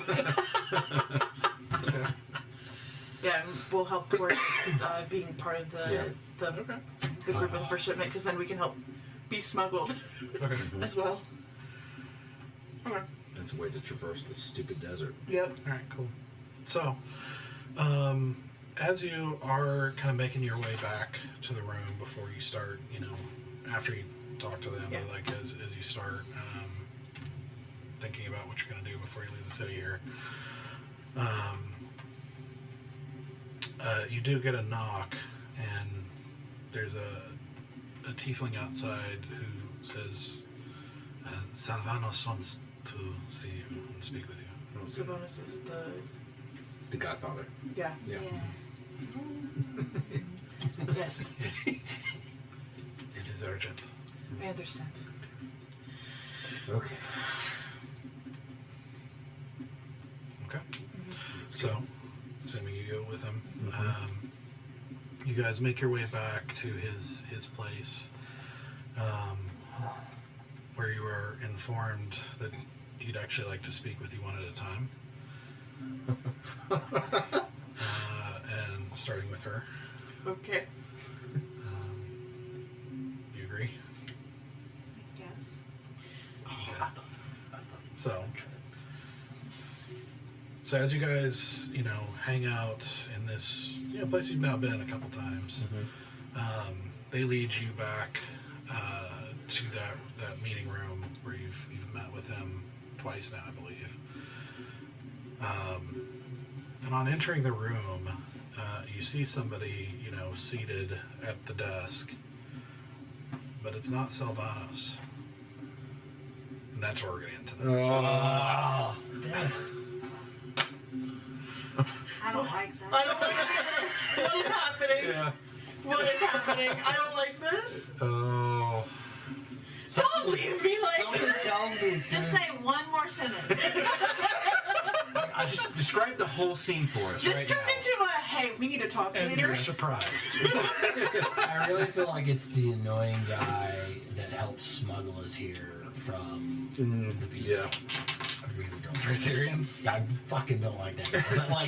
But I'll be like, I feel like that's a move he would pull. Like, he would come all the way down here just to be like, Watch it be the How'd your prince. deal go? Watch it be the fucking prince of this fucking land.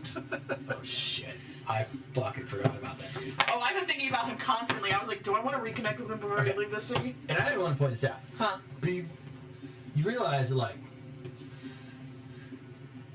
you didn't talk to either party that's smuggling these goods, that 10% of them are going to disappear. Listen. So if this party tells our party, hey, thanks for sending your people. I got your point, you know, and they worked out the deal, and we're sending an extra 10%.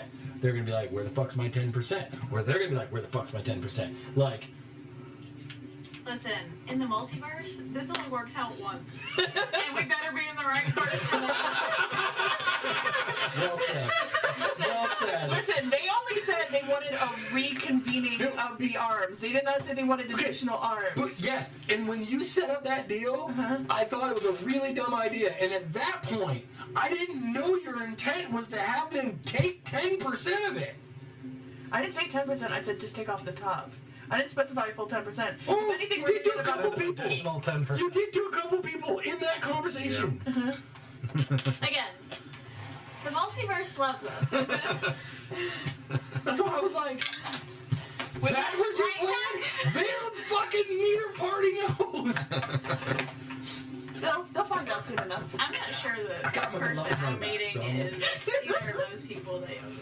So, the person's going to give each character away out of the follow, like, yes. Yes. God, I hope it's the witch. Let's sell something. Let's sell a soul to fucking get out of this. Do you need blood? Here, just take all of it. Listen, I made Could the be most... Bogash, you know. No. We already had those one-on-ones. Okay, listen, I know that I made the most insane choice ever. It was a choice. Yeah. I don't know if it's a good one. No, we know. But it's a good one. No, it could be a great one. I guarantee the safety of this trade because she does not own these people. So if she tries to cut the trade, it's not going to go well for her. I've built a safety net. For 12 people. Which have now When been... she said 12, I fucking knew it. I was out. I love this I was deceased on that one. I am chaos. I was like, Honestly, that's about what I figured. Yeah. Like, Really? yes. Oh, Yeah, but give them arms and now they can double it, triple it even. She said, I'm going to need you to triple that. I'm like, I mean, yeah. Yeah, these 12 people need 10% of the arms for an army of thousands. Yeah. Like, that's 100 people's worth of arms? Uh-huh. Or 12. Yeah. all right. Okay. Yep. It's not Lisa's going to be strapped. I'm so excited for the chaos I get brought. Oh man. And then you dip. Dude, Listen, that's what we do all the if time. you were not on my team, I would call everybody and be like, this person's gotta fucking go. I would call the white death and be like, look, you got a traitor? I don't see the flaw in my plan. I don't see it. That's the problem. I live blindly optimistic to this decision. No, we figured it out. All right. Well, great stuff. All right, so we will be back next week. We'll be going every week until the end of July. So, yeah, thank you for joining us. And Happy Father's Day. Yeah, happy Father's Day. Happy Padres. We'll come back, in a week to see how this, whatever, is happening here and who Zeno is talking to. So, all right, we will be back in a week. Bye.